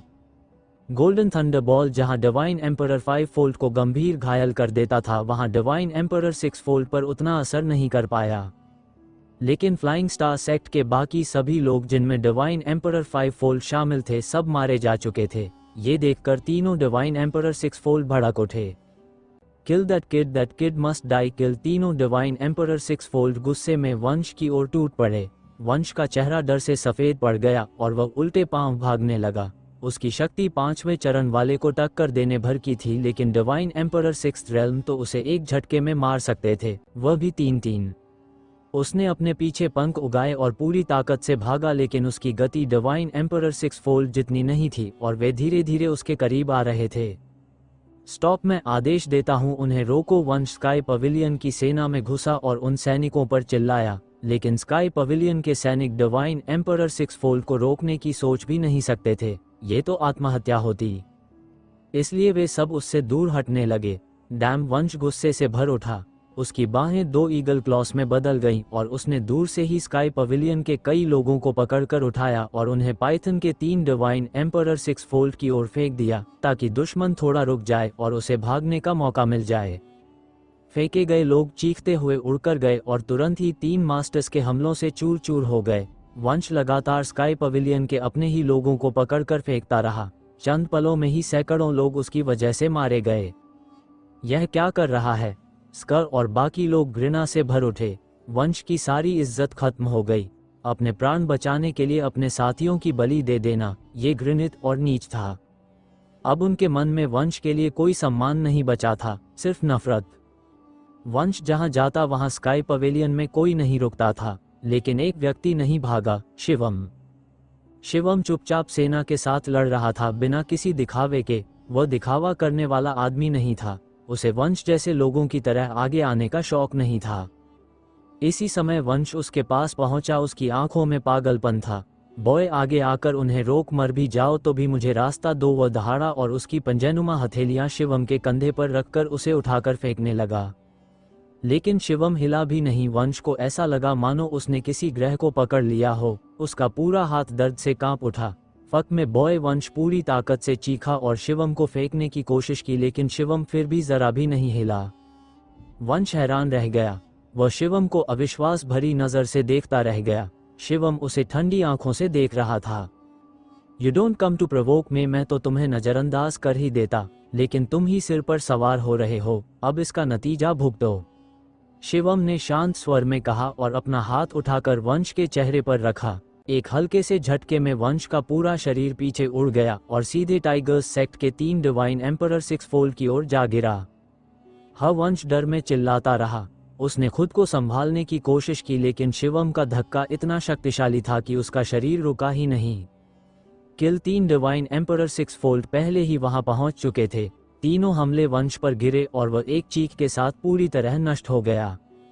This kid is a little strange, kill him first. वंश को मारने के बाद एक डिवाइन एम्परर 6 फोल्ड ने शिवम पर नजर गड़ाई और तारों की रोशनी पर कदम रखते हुए पलक झपकते ही शिवम के सामने आ पहुंचा। उसकी मुट्ठी सितारों की शक्ति से भरी शिवम पर गिरी। धड़ाम। शिवम भी बेहद सीधा था। उसने भी एक जोरदार मुक्का मारा। डिवाइन एम्परर बनने के बाद वह अपनी शक्ति की परीक्षा लेना चाहता था। विस्फोट हुआ, ऊर्जा चारों तरफ फैल गई।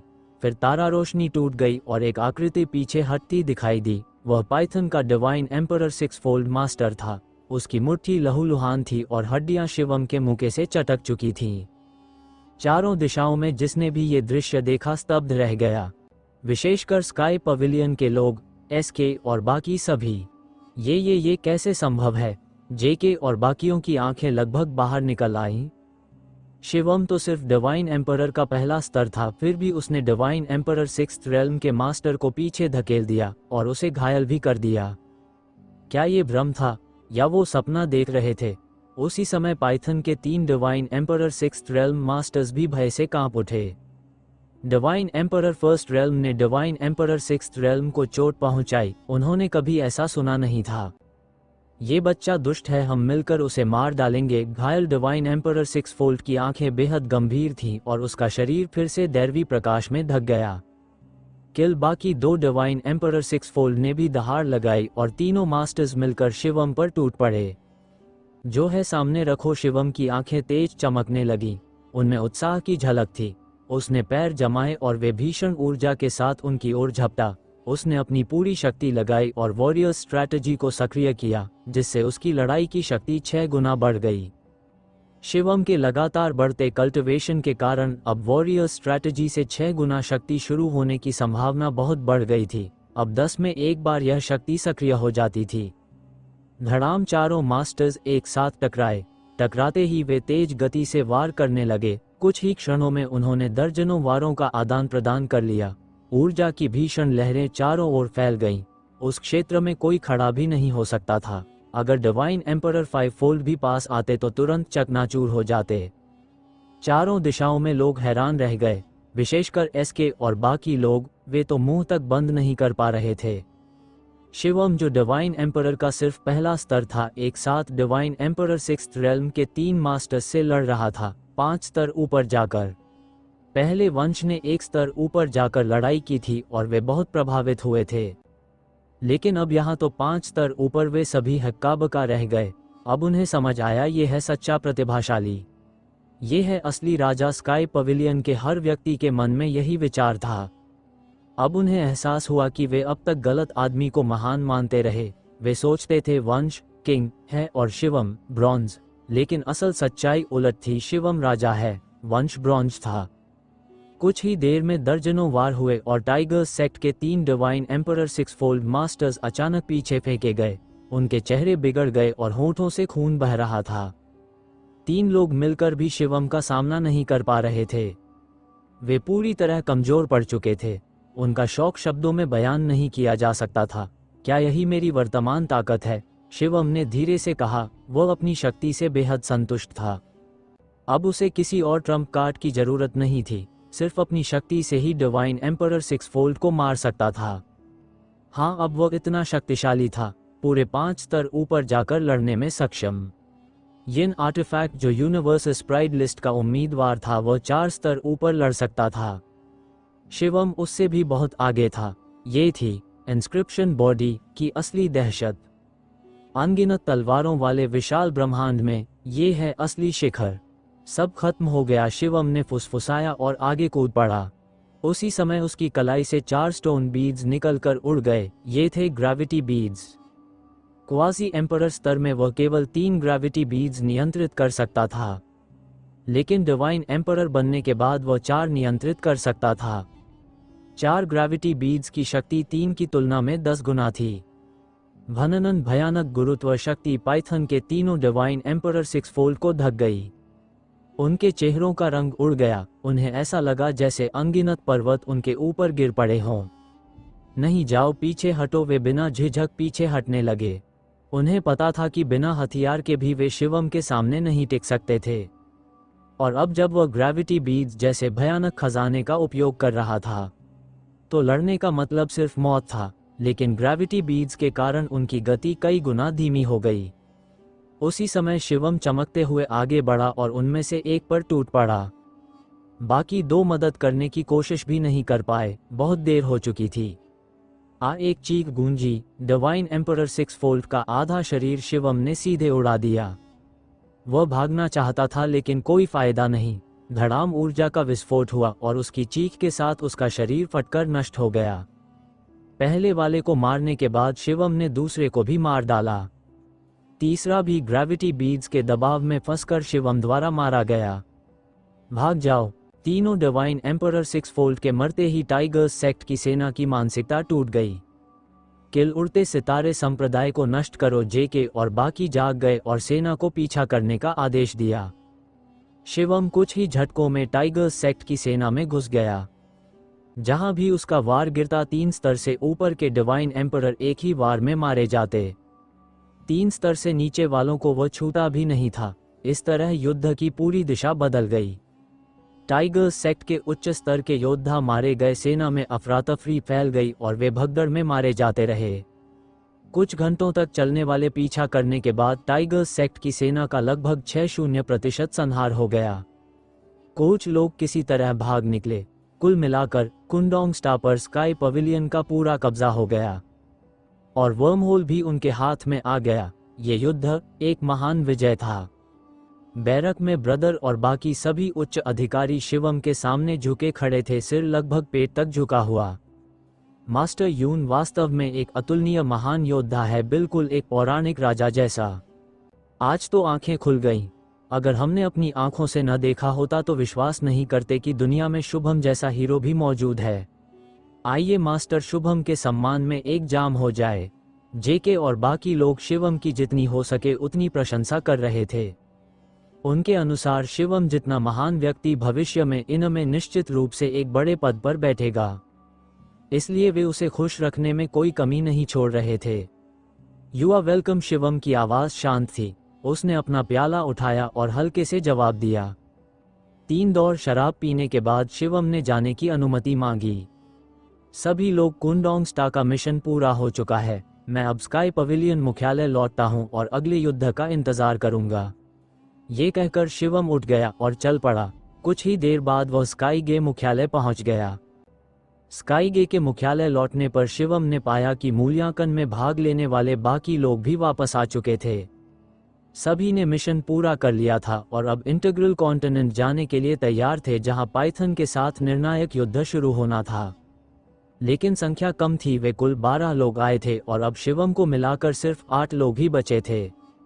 दूसरों ने शिवम को अकेला वापस आते देखा तो सभी के चेहरों पर एक अजीब सा भाव आ गया। स्पष्ट था कि कई लोग हैरान थे। वंश जैसा शक्तिशाली व्यक्ति वापस नहीं आया, लेकिन शिवम जैसा सिर्फ डिवाइन एम्परर का प्रथम स्तर वाला युवक लौट आया।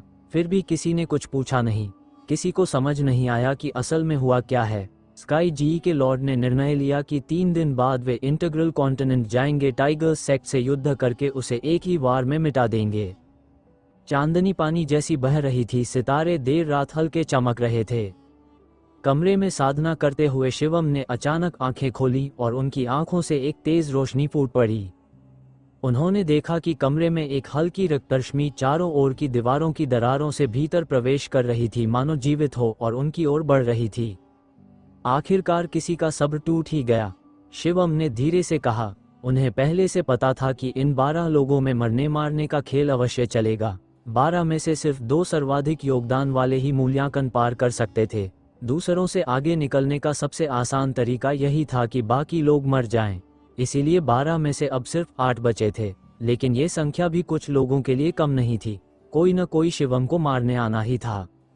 अचानक वह रक्तरश्मि बदलकर रक्त तीरों में बदल गई और तेजी से शिवम पर हमला करने लगी। शिवम ने ठंडा सांस छोड़ा, हाथ लहराया और उनकी हथेली से निकली शक्ति उन रक्त तीरों को पानी की लहर की तरह तोड़ती हुई मिटा देने लगी। एक झटके में शिवम कमरे के बाहर आ गए। बाहर आंगन में एक लाल बालों वाला युवक खड़ा था। ब्लड स्ट्रीम, शिवम ने ठंडे स्वर में कहा। यह व्यक्ति वाइल्ड यूनिवर्स की सब ब्लड जाति से था। सब ब्लड जाति का ब्लड रेस से गहरा संबंध बताया जाता है और कहा जाता है कि यह ब्लड रेस के अपवित्र रक्त से बना हुआ समूह है। ब्लड स्ट्रीम इस जाति का शीर्ष दैत्य माना जाता था, डिवाइन एम्परर के चौथे शिखर तक पहुंचा हुआ, और कहा जाता है कि वह डिवाइन एम्परर के छठे स्तर वाले से भी लड़कर जीवित लौट आया था। डिवाइन एम्परर रेल्म में 2 स्तर ऊपर तक लड़ सकना पूरे वाइल्ड यूनिवर्स में शीर्ष प्रतिभा माना जाता है। ब्लड स्ट्रीम ने ठंडी हंसी के साथ कहा, तुम मेरी एक चाल भी झेल गए, लगता है मैंने तुम्हें कम आंका था। शिवम बोला, लगता है तुम्हें कोगर के बारे में कुछ पता ही नहीं। ब्लड स्ट्रीम थोड़ा चौंका, कोगर में क्या हुआ? शिवम समझ गया। ब्रदर ने जो रिपोर्ट की थी वह शायद केवल स्काई पवेलियन लॉर्ड तक पहुंची थी और बाकी प्रतिभागियों को इसकी जानकारी न दी गई थी, इसलिए उन्हें शिवम की वहां की शक्ति के बारे में कुछ पता नहीं था। शिवम ने पूछा, मैं तो डिवाइन एम्परर का पहला स्तर हूं, तुम्हारे लिए तो कोई खतरा नहीं होना चाहिए, फिर तुम मुझे पहले मारने क्यों आए? ब्लड स्ट्रीम हंसा, पहला कारण, मुझे महसूस होता है कि तुम्हारा रक्त बहुत अच्छा है, तुम्हारा रक्त पीकर मेरी शक्ति बढ़ सकती है।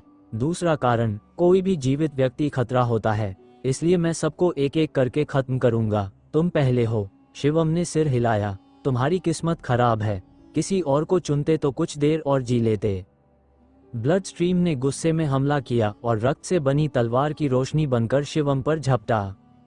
शिवम ने हाथ लहराया, 4 ग्रेविटी बीड्स बाहर निकले और पूरे आंगन में भारी गुरुत्वाकर्षण फैल गया।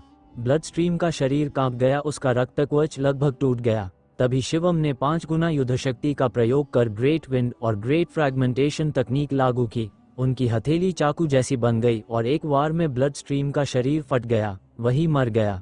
सिर्फ एक चाल ग्रेविटी बीड्स के साथ किए अचानक हमले में ब्लड स्ट्रीम के पास कोई मौका नहीं था। शिवम ने उसका स्टोरेज रिंग उठा लिया, फिर आग बनाकर उसके शरीर को राख में बदल दिया। उन्होंने चारों ओर देखा और शांत स्वर में कहा, काफी मजा ले लिया न? आसपास के बाकी प्रतिभागी सब कुछ देख चुके थे लेकिन कोई हिलता नहीं। सभी चाह रहे थे कि 2 दैत्य आपस में मर जाएं ताकि उन्हें फायदा मिले, लेकिन अब वे चकित थे। शिवम ने ब्लड स्ट्रीम जैसे शक्तिशाली को मार दिया। सबके मन में एक ही बात उठी, इस व्यक्ति को कम आंका गया था। कुछ के चेहरों पर भय था, कुछ के मन में हत्या की इच्छा। शिवम हंस दिए, जब तक कोई उसे नहीं छेड़ेगा वह किसी से उलझेगा नहीं, लेकिन जो खुद आएगा वह मरेगा। वह लौटकर अपने कमरे में गया और एक रहस्यमय जादुई तकनीक का अभ्यास करने लगा। साधारण गुप्त कलाओं को वह बहुत तेजी से सीख लेता था। थोड़े समय में उसे समझकर एक रहस्यमयी रून बना लेता और उसे अपनी कोशिकाओं में मिला लेता। उसकी शरीर में ऐसी अनेक रहस्यमयी रून बन रही थी और उसकी शक्ति लगातार बढ़ रही थी। उस रात सब शांत रहा। अगली रात शिवम ने फिर महसूस किया कि कोई बाहर खड़ा है। कौन? शिवम ने ठंडे स्वर में पूछा। बाहर से एक साफ आवाज आई, ब्रदर मैं हूँ, हेमंत। शिवम ने हल्का सा सिर उठाया। हेमंत, मूनलाइट ट्राइब का शीर्ष दैत्य।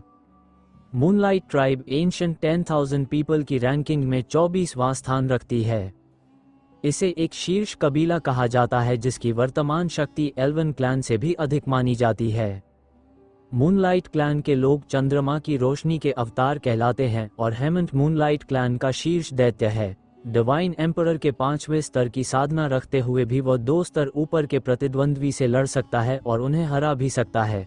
इतनी भयानक शक्ति रखने वाला व्यक्ति 12 प्रतिभागियों में से सबसे अधिक संभावना रखने वालों में से एक था जो यह मूल्यांकन पूरा कर सकते थे। दूसरा था डिवाइन एम्परर के 7वें स्तर वाला वृद्ध टैमूर। कम से कम ऊपर से देखें तो यही 2 सबसे संभावित थे। हालांकि कई लोगों के मन में एक और नाम जुड़ चुका था, शुभम, शिवम। जैसे ही विचार आया कमरे का दरवाजा अपने आप खुल गया और सामने सफेद वस्त्रों में हल्की हवा की तरह खड़ा एक युवक दिखाई दिया। शिवम ने ठंडे स्वर में कहा, तुम भी मुझे मारने आए हो? हेमंत बोला, भाई गलतफहमी है, मैं तुमसे सहयोग पर बात करने आया हूँ। शिवम की आंखों में एक चमक आई। सहयोग? हेमंत मुस्कुराया, बेहद सभ्य और निरापद दिखाई देते हुए। हाँ, क्या मुझे अंदर आने देंगे? शिवम बोला, जरूर। वह निडर था। अगर सामने वाला मरना चाहता है तो वह उसका रास्ता आसान कर देगा। भले ही हेमंत की प्रतिभा बहुत ऊंची थी लेकिन उसके पास शक्तिशाली किलर मूव्स होने की संभावना कम थी, जबकि शिवम के पास कई भयानक ट्रम्प कार्ड्स थे। हेमंत कमरे में आया और दरवाज़ा अपने आप बंद हो गया। शिवम ने पूछा, किस सहयोग की बात कर रहे हो? हेमंत बोला, हम मूल रूप से 12 थे, अब 7 बचे हैं। इन 7 में से सिर्फ 2 ही मूल्यांकन पूरा कर सकते हैं। सबसे अधिक संभावना तैमूर में और ब्रदर शेफर्ड तुम इन 3 की है। यदि हम 3 में से किसी एक को हटा दें तो बाकी 2 का मूल्यांकन पास करना लगभग पक्का हो जाएगा। शिवम ने कहा, तो क्या तुम चाहते हो कि हम मिलकर तैमूर को मारें? तैमूर वही बुजुर्ग है जो डिवाइन एम्परर सेवनफोल्ड का है। हेमंत बोला, स्मार्ट लोगों से बात करना आसान है। तैमूर साधारण गॉड एम्परर 7 का प्रतिद्वंद्वी नहीं है। मैं भी उसे पूरा भरोसे से नहीं हरा सकता।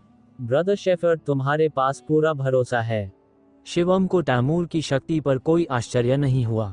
हेवनली सुप्रीम एस के मूल्यांकन में भाग लेने वाले लोग साधारण नहीं होते। उनकी उम्र चाहे जितनी हो, उनके पास गहरी समझ और वर्षों की मेहनत का अनुभव होता है।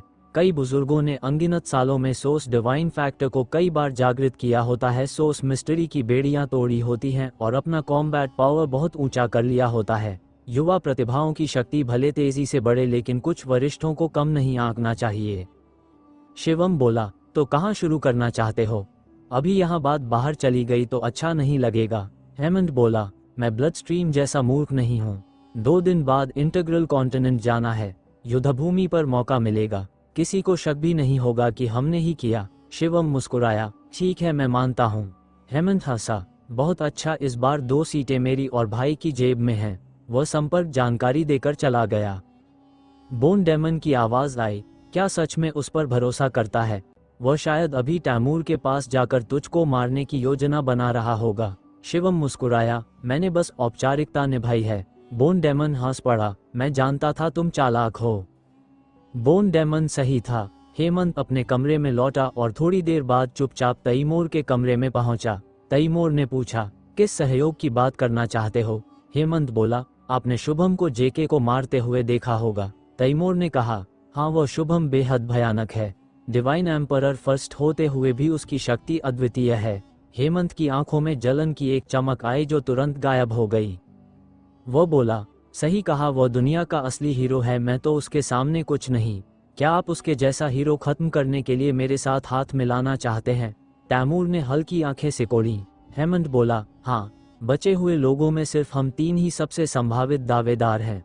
अगर हम दोनों उसे मार दें तो 2 स्थान हमारे हो जाएंगे।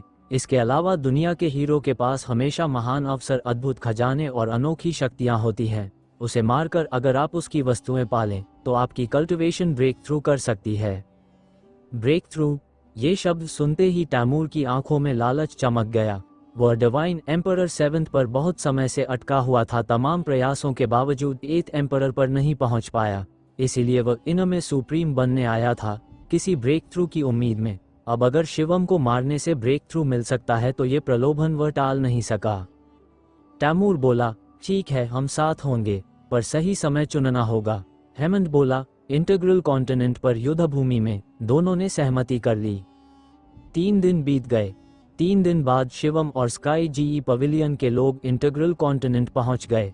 इंटीग्रल कॉन्टिनेंट आसमान में तैरता हुआ विशाल महाद्वीप था, अत्यंत शक्तिशाली और पूरे इंटीग्रल स्टारफील्ड ग्रुप का सर्वोत्तम साधना स्थल। पहले इसे पाइथन और स्काई पवेलियन दोनों मिलकर नियंत्रित करते थे और युद्ध का केंद्र भी यही था। यहीं दोनों शक्तियों के सबसे ताकतवर लोग इकट्ठे हुए थे। हालांकि इस समय इंटीग्रल कॉन्टिनेंट में स्काई पवेलियन की स्थिति बहुत कमजोर थी और उनके कई शीर्ष योद्धा मारे जा चुके थे। इसलिए टाइगर्स सेक्ट कुछ शक्तिशाली लोगों को अन्य स्थानों पर भेज सकता था, जैसे कि कोगर पर अचानक प्रकट हुए वे मास्टर्स। शिवम और उनके साथ ही इंटीग्रल कॉन्टिनेंट में स्थित स्काई पवेलियन के मुख्यालय पहुंचे। ये स्थान दूर दूर तक फैले एक विशाल सैन्य शिविर जैसा दिख रहा था। स्काई पवेलियन ने शिवम के सम्मान में एक स्वागत भोज आयोजित किया। इस भोज में पवेलियन लॉर्ड और अन्य उच्च पदाधिकारियों का रवैया पहले की तुलना में पूरी तरह बदल चुका था। वे अब शिवम के प्रति अत्यंत सम्मानपूर्ण थे। स्पष्ट था कि उन्हें कोगर में हुई सारी घटना की जानकारी मिल चुकी थी। अचानक दुनिया भर में युद्ध ढोल की गूंज फैल गई। किसी ने जल्दबाजी में आकर रिपोर्ट दी, पेट्रियार्क पाइथन हमला कर रहा है। पवेलियन लॉर्ड बोले, लगता है ये भोज अब ठीक से नहीं हो पाएगा। हेमंत हंसते हुए बोला, कोई बात नहीं, पहले पाइथन को मिटा देते हैं, फिर भोज भी हो जाएगा। स्काई पवेलियन लॉर्ड ने आदेश दिया, सेना को इकट्ठा करो और पाइथन को मारो। कुछ ही देर बाद ढोल फिर से गूंज उठे और अनगिनत योद्धा स्काई पवेलियन के बैरकों से उड़ते हुए बाहर निकले। शिवम और बाकी 7 प्रतिभागी भी उनके साथ थे। ऐसी निर्णायक लड़ाइयों में भाग लेना उनकी जिम्मेदारी भी थी। आखिर मूल्यांकन में योगदान इसी से मिलता है। मारो। सामने से पाइथन की विशाल सेना भी गर्जन करते हुए बढ़ी। शिवम की ओर से भी युद्ध घोष हुआ। दोनों सेनाएं आसमान में टकराईं और कुछ ही क्षणों में असंख्य लोग मारे गए, जिनकी लाशें नीचे गिरती रहीं। शिवम ने कर्स पावर से एक लंबा भाला प्रकट किया और पाइथन की भीड़ में घुस गया। भाले की हर लहराई हुई चाल के साथ पाइथन के लोग मरते चले गए। हर मारे गए योद्धा की एक अवशिष्ट आत्मा बाहर निकलकर इन द्वारा दिए गए जेड टैलिस्मन में समा जाती थी। इन्हीं अवशिष्ट आत्माओं की संख्या और उनसे जुड़े साधना स्तर के आधार पर उनकी क्रेडिट गिनी जाती थी। शिवम हत्या के मैदान में ऐसे दौड़ रहा था जैसे कोई भी उसे रोकने वाला नहीं। कुछ ही देर में उसने सैकड़ों पाइथन के योद्धाओं को मार गिराया। तभी एक डिवाइन एम्परर 6 फोल्ड का शक्तिशाली योद्धा गुर्राते हुए उसकी ओर झपटा। लड़के मर जा, शिवम चिल्लाया, आजा, और बिजली की तरह उस पर टूट पड़ा। दोनों की टक्कर सूर्य के विस्फोट जैसी गूंज के साथ हुई। अगले ही क्षण पाइथन के उस 6 फोल्ड योद्धा का शरीर पीछे फेंका गया और वह खून उगलने लगा। उसकी आंखों में भय था। वह विश्वास नहीं कर पा रहा था कि डिवाइन एम्परर फर्स्ट वाला युवक उसे इतनी बुरी तरह घायल कर देगा। अगले ही पल शिवम के 4 ग्रेविटी बीड्स निकले और भयानक गुरुत्वाकर्षण ने उसे जकड़ लिया। शिवम झपटकर उस योद्धा को मार डालता है। पाइथन के आसपास के सैनिक डर कर पीछे हट गए। शिवम के चेहरे पर हल्की दहशत का रंग छोड़कर वे दूर भाग गए। युद्धभूमि अत्यंत विशाल थी, लाखों मील तक फैली हुई। कुछ आकाश में लड़ रहे थे, कुछ पहाड़ों के बीच और कुछ तो धरती के भीतर घुसकर लड़ रहे थे। शिवम जहां जाता पाइथन के लोग वहां से भाग जाते। वह एक पर्वत पर पहुंचा जहां दोनों पक्षों के योद्धा लड़ रहे थे। शिवम ने हाथ घुमाया और तेज हवा के झोंके से 6-7 पाइथन योद्धाओं को मार डाला। स्काई पवेलियन के योद्धा स्तब्ध रह गए और शिवम आगे बढ़ गया। आधे घंटे में शिवम ने सैकड़ों पाइथन योद्धा मार डाले, जिनमें कई डिवाइन एम्परर 6 फोल्ड भी शामिल थे। लेकिन वह अब तक डिवाइन एम्परर 7 स्तर के किसी भी प्रतिद्वंद्वी से नहीं टकराया था। जब वह एक घाटी से गुजरा, अचानक अत्यंत घातक हमला उस पर झपटा। शिवम का चेहरा ठंडा हो गया। उसने घूमकर घूंसा मारा। उसका मुक्का एक विशाल नीली विषैली नाग से टकराया, जो टकराते ही ऊर्जा में बिखर गया। लेकिन उस टक्कर से शिवम भी पीछे हट गया और उसकी बाह पर घने घाव उभर आए। शिवम की आंखें सिकुड़ी। कितनी शक्तिशाली ताकत! ये डिवाइन एम्परर 7 का हमला है। उसने दूर देखा, वहां एक बूढ़ा व्यक्ति प्रकट हुआ। तैमूर। शिवम बोला, लगता है तुम रुक न सके। तैमूर ने कहा, शुभम, अपने खजाने और गुप्त विधियां मुझे सौंप दो, मैं तुम्हें जल्दी मार दूंगा। शिवम बोला, सिर्फ तुम? तैमूर गरजा, तुझे मारने के लिए मैं अकेला काफी हूँ। हेमंत से गठबंधन करने के बावजूद तैमूर अपनी लालच के कारण अकेला हमला करने आ गया था। वह नहीं चाहता था कि शिवम के खजानों में हेमंत का भी हिस्सा हो। तैमूर ने शुरू से ही युद्धभूमि पर शिवम पर निगाह बनाए रखी थी और सही अवसर की प्रतीक्षा कर रहा था। अब जब आसपास कोई नहीं था, वह हमला करने आ गया। शिवम मुस्कुराया और तेज हवा की तरह तैमूर की ओर दौड़ा। ग्रेविटी बीड्स पहले ही निकल चुके थे और उस क्षेत्र में विशाल गुरुत्वाकर्षण फैल चुका था। तैमूर चिल्लाया, स्पिरिट रनर सील। उसकी शक्ति उफान पर पहुंच गई और दर्जनों विषैले नाग प्रकट हो गए। वे गुरुत्वाकर्षण को चीरते हुए शिवम पर टूट पड़े। शिवम ने वॉर कैरेक्टर टैक्टिक की 6 गुनी युद्धशक्ति सक्रिय की और 2 प्राचीन गुप्त विधियां चलाते हुए लगातार वार करता गया। अनेक टक्करों के बाद शिवम के शरीर पर चोटें आईं और वह पीछे हट गया। ग्रेविटी बीड्स के साथ वह डिवाइन एम्परर 6 फोल्ड को आसानी से मार सकता था, लेकिन तैमूर 7 स्तर में अत्यंत शक्तिशाली था। शिवम का सीधा मुकाबला नहीं था। तैमूर गरजा, मर जा वैन स्नेक किल। उसके शरीर से सैकड़ों नीले नाग फटते हुए बाहर निकले, जो ग्रेविटी बीड्स की शक्ति को भी चीरकर आगे बढ़े। शिवम चिल्लाया, बॉल। अगले ही पल बॉल ने बदलकर पूर्ण कवच का रूप ले लिया और शिवम के शरीर को ढंक लिया। उसके हाथ में एक चांदी का भाला प्रकट हुआ। उसने भाले को घुमाया और दर्जनों वारों में बदलकर बाहर फेंक दिया। शिवम ने बॉल गेंद की शक्ति का उपयोग करके तैमूर से लड़ाई जारी रखी, लेकिन दर्जनों वारों के बाद भी वह खून उगलते हुए पीछे हट गया। बॉल का कवच होने के बावजूद तैमूर के सामने वह सीधे मुकाबले में टिक नहीं पा रहा था। तैमूर गरजा, मर जा, और उसका पूरा शरीर एक विशाल नीले विषैले नाग में बदल गया। उसने हवा को चीरते हुए शिवम को कसकर लपेट लिया। उसी समय उसके शरीर से नीला जहरीला धुआं चारों ओर फैलने लगा जो तेजी से शिवम को ढंक रहा था। यह विष अत्यंत डरावनी संक्षारक शक्ति रखता था। शिवम के शरीर पर तेज चिर्र जैसी आवाजें आने लगी। बॉल द्वारा बनाया कवच भी कई जगहों से गल गया और जहर उसके शरीर में घुसकर मांस को पिघलाने लगा। शिवम दर्द से कराहते हुए तड़पने लगा। तैमूर पूरी शक्ति लगा चुका था। मर जा, वो शिवम को कसकर दबाते हुए उसे पूरी तरह खत्म करना चाहता था। इसी समय बोन डेमन ने मन से संदेश भेजा, लड़के नाटक तो बहुत अच्छा कर रहे हो। शिवम ने हंसते हुए उत्तर दिया, थोड़ा और नाटक कर लेता हूँ। और फिर वह दर्द में चिल्लाता रहा। वह सेक्ट रश करता हुआ बोला, मैं तुझसे मर मिटता हूँ। और उसने अचानक वायु बीड निकाल लिया। एक प्रचंड धमाके के साथ वायु बीड के भीतर से विशाल ऊर्जा फूट पड़ी। ये शक्ति चारों दिशाओं को नष्ट करती चली गई।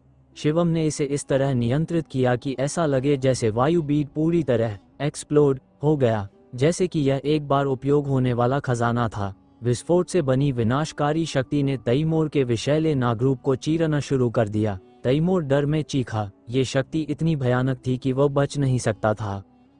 तैमूर गर्जा, लड़के मैं तुझे साथ लेकर मरूंगा। और उसने भी अपने शरीर को विस्फोटित कर दिया। दोनों विनाशकारी शक्तियां टकराईं और शिवम उस भंवर में घिर गया। कुछ देर बाद सारी शक्ति शांत हुई। तैमूर का शरीर पूरी तरह नष्ट हो चुका था। धूल भी नहीं बची। सिर्फ शिवम पड़ा था जमीन पर, खून उगलते हुए मानो अंतिम सांसें चल रही हों। कुछ ही देर में एक परछाई हवा की तरह वहां उतरी। ये हेमंत था जो छुपकर देख रहा था। वह ठंडे स्वर में बोला, भाई तुम ठीक हो? शिवम मुश्किल से बोला, ब्रदर यू। उसके शब्द टूट रहे थे। हेमंत पास आकर बोला, देखने में तुम्हारी हालत बहुत खराब लग रही है। शिवम कराहते हुए बोला, वह बूढ़ा तैमूर, उसने पहले मुझ पर हमला कर दिया। मेरे पास एक छुपी हुई तकनीक थी, नहीं तो बच नहीं पाता। ब्रदर यू, मेरी मदद करो। हेमंत हंसा, मदद? शुभम, क्या तुम सच में इतने मासूम हो? अभी तुरंत अपने खजाने और अपनी गुप्त विधियां मुझे सौंप दो, मैं तुम्हें जल्दी मार दूंगा। शिवम की अभिव्यक्ति नहीं बदली। वह बोला, तो अब तुमने असली चेहरा दिखा ही दिया। तुम अभी तक छिपकर देखते रहे। हेमंत गर्व से बोला, हाँ। तैमूर सोचता था कि कोई उसे पीछे पीछे नहीं देख रहा, लेकिन मैं उसके पीछे था। मुझे पता था कि वह पहले तुझ पर हमला करेगा और मैं फिशरमैन बनकर लाभ उठाऊंगा। शिवम बोला, यानी तुम्हारा मुझसे सहयोग सिर्फ एक धोखा था? हेमंत हंसा, बिल्कुल। मैं सिर्फ तुम्हारी सतर्कता कम करना चाहता था ताकि तुम और तैमूर आपस में भिड़ो। सब कुछ मेरी योजना में था। अब फिर कह रहा हूँ, अपने खजाने और गुप्त तकनीकें मुझे सौंप दो, नहीं तो मर जाओ। वह नहीं चाहता था कि शिवम मरने के बाद उसकी गुप्त विधियां न मिल सकें, इसलिए वह जीवित शिवम से उन्हें निकलवाना चाहता था। शिवम हल्का मुस्कुराया, तुम सोचते बहुत हो। और वह धीरे धीरे खड़ा हो गया। उसके शरीर की चोटें तेजी से भरने लगी, इतनी तेजी से कि ये देख हेमंत दंग रह गया। तुम्हारी चोटें? ये कैसे संभव है? हेमंत चीखा। शिवम बोला, मेरे लिए ये चोट कोई मायने नहीं रखती। अब सच सामने था। शिवम का सारा दर्द, उसका गिरना, उसकी कमजोरी, सब अभिनय था। वायु बीट का झूठा विस्फोट सिर्फ तैमूर को मारने और हेमंत को धोखा देने के लिए था। हेमंत सोच रहा था कि वह सबको मात दे रहा है, जबकि वास्तव में वो खुद शिवम की योजना में फंसा हुआ था। हेमंत गर्जा, ठीक है, भले तुम ठीक हो गए हो, लेकिन तैमूर से लड़ते हुए तुमने अपने सारे ट्रम्प कार्ड्स इस्तेमाल कर लिए। अब मैं अकेला ही तुम्हें मार सकता हूँ।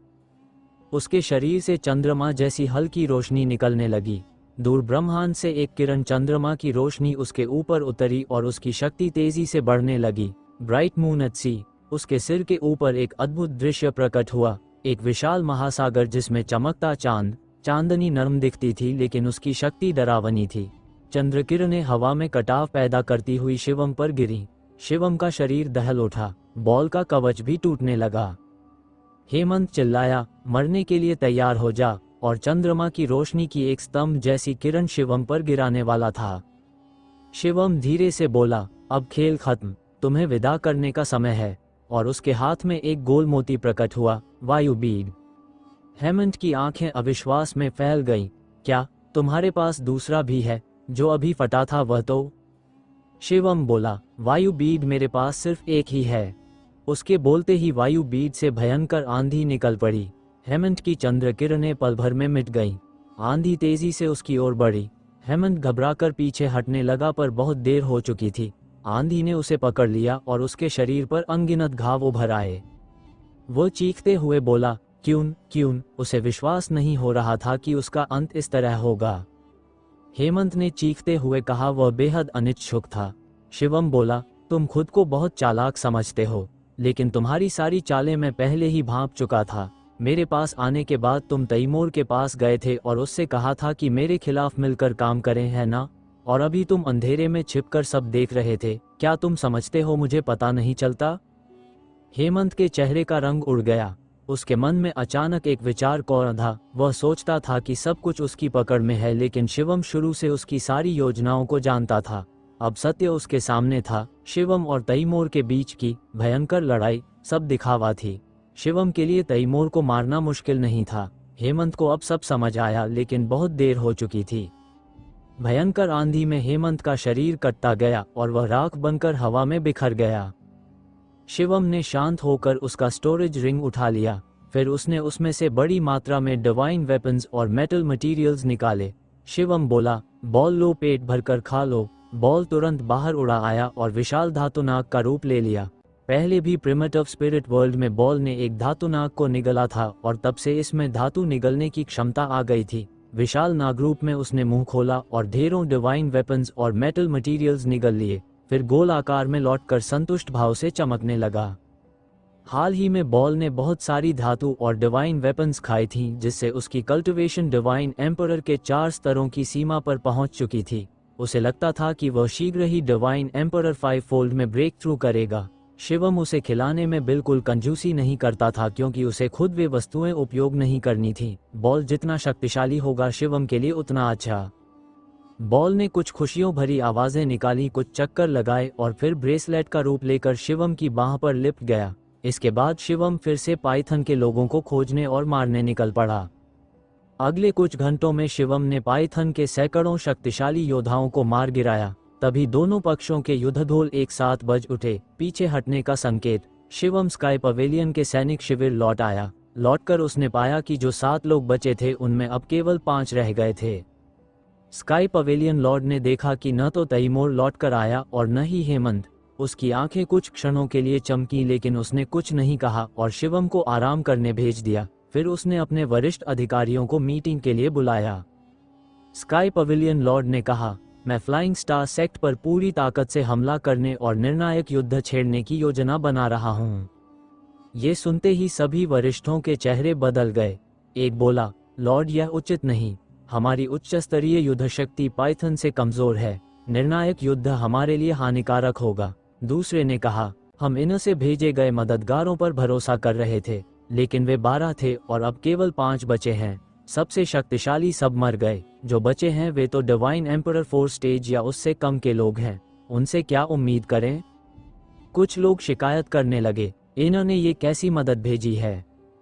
स्काई पवेलियन लॉर्ड हंसकर बोला, क्या तुम सच में सोचते हो कि इन के भेजे सभी लोग मर गए? वरिष्ठ चकित हुए। उन्होंने कहा, तैमूर जैसे 7th लेवल के लोग मर गए, हेमंत जैसे शक्तिशाली लोग भी शायद मर गए होंगे, बाकी तो कमजोर हैं, इससे क्या फर्क पड़ेगा? पवेलियन लॉर्ड बोला, तुम सब गलत हो। सब अवाक रह गए। तुम्हें पता होना चाहिए, इनके भेजे ये 12 लोग हेवनली सुप्रीम असेसमेंट के प्रतिभागी हैं। इन्हें स्काई पवेलियन की सहायता और पाइथन के विनाश का कार्य दिया गया है, लेकिन इन 12 लोगों में से केवल 2 ही सबसे अधिक क्रेडिट लेकर परीक्षा पास कर सकते हैं, बाकी सब बाहर हो जाएंगे। परिणाम क्या होगा? एक बुजुर्ग बोला, वे एक दूसरे को मारेंगे। लॉर्ड ने सिर हिलाया, सही कहा। 12 आए थे, 5 बचे हैं। क्या तुम सच में मानते हो कि बाकी युद्ध में मारे गए? नहीं, वे एक दूसरे को मार रहे हैं, और जब ऐसा होता है, कमजोर मरते हैं, शक्तिशाली बचते हैं। एक अधिकारी ने कहा, लॉर्ड क्या आपका मतलब है कि जो बचे हैं उनमें कोई अतुलनीय छुपा हुआ दैत्य है? लॉर्ड ने कहा, यही, ये सामान्य लोग नहीं हैं। हेवनली सुप्रीम असेसमेंट में हमेशा एक से एक अद्भुत प्रतिभाएं उभरती हैं। इस बार भी ऐसा है, और मेरे अनुसार सबसे शक्तिशाली उन्हीं 5 में से है। किसी ने पूछा, लॉर्ड आपके अनुसार सबसे शक्तिशाली कौन है? लॉर्ड बोला, मौजूदा स्थिति में शुभम सबसे अधिक संभावना रखता है। चाहे उसकी कल्टिवेशन डिवाइन एम्परर फर्स्ट ही क्यों न हो, उसका combat power divine emperor sixth के बराबर है। वह एक असाधारण दैत्य है। उसकी गहराई का अंदाजा लगाना कठिन है, लेकिन ये भी संभव है कि बाकी लोगों में कोई अत्यंत छुपा हुआ राक्षसी प्रतिभा मौजूद हो। लॉर्ड आगे बोला, इन्हें कोई मूर्ख संस्था नहीं है। उन्होंने इन्हें भेजा है, इसका अर्थ है कि वे जानते हैं कि इन लोगों में से कोई स्काई पवेलियन की जीत में निर्णायक योगदान देगा। इसलिए मैं पाइथन पर संपूर्ण आक्रमण करने का आदेश देने वाला हूं। उस युद्ध में चाहे जिसने भी खुद को छिपा रखा हो, उसे अपना पूरा दम लगाना पड़ेगा। हम पाइथन के साथ ये थकावट युद्ध जारी नहीं रख सकते। जितना लंबा चलेगा हमारी हानि बढ़ेगी। भले बाद में हम उन्हें नष्ट भी कर दें, हम खुद आधे मर चुके होंगे। इसे जल्द से जल्द खत्म करना होगा। सभी वरिष्ठों ने लॉर्ड की योजना का समर्थन किया। अंत में स्काई पवेलियन लॉर्ड ने आदेश दिया, कल सुबह ही पाइथन पर संपूर्ण आक्रमण किया जाएगा। उस रात शिवम को भी यह समाचार मिला, कल सुबह निर्णायक युद्ध होगा। शिवम की आंखों में चमक आई। वह शांत और आत्मविश्वासी दिख रहा था। बाकी 4 प्रतिभागी इस खबर से घबराए थे। वे जानते थे कि असली दैत्य कौन है और अपनी सीमा भी। एक रात का समय तो मानो पलक झपकते ही बीत गया।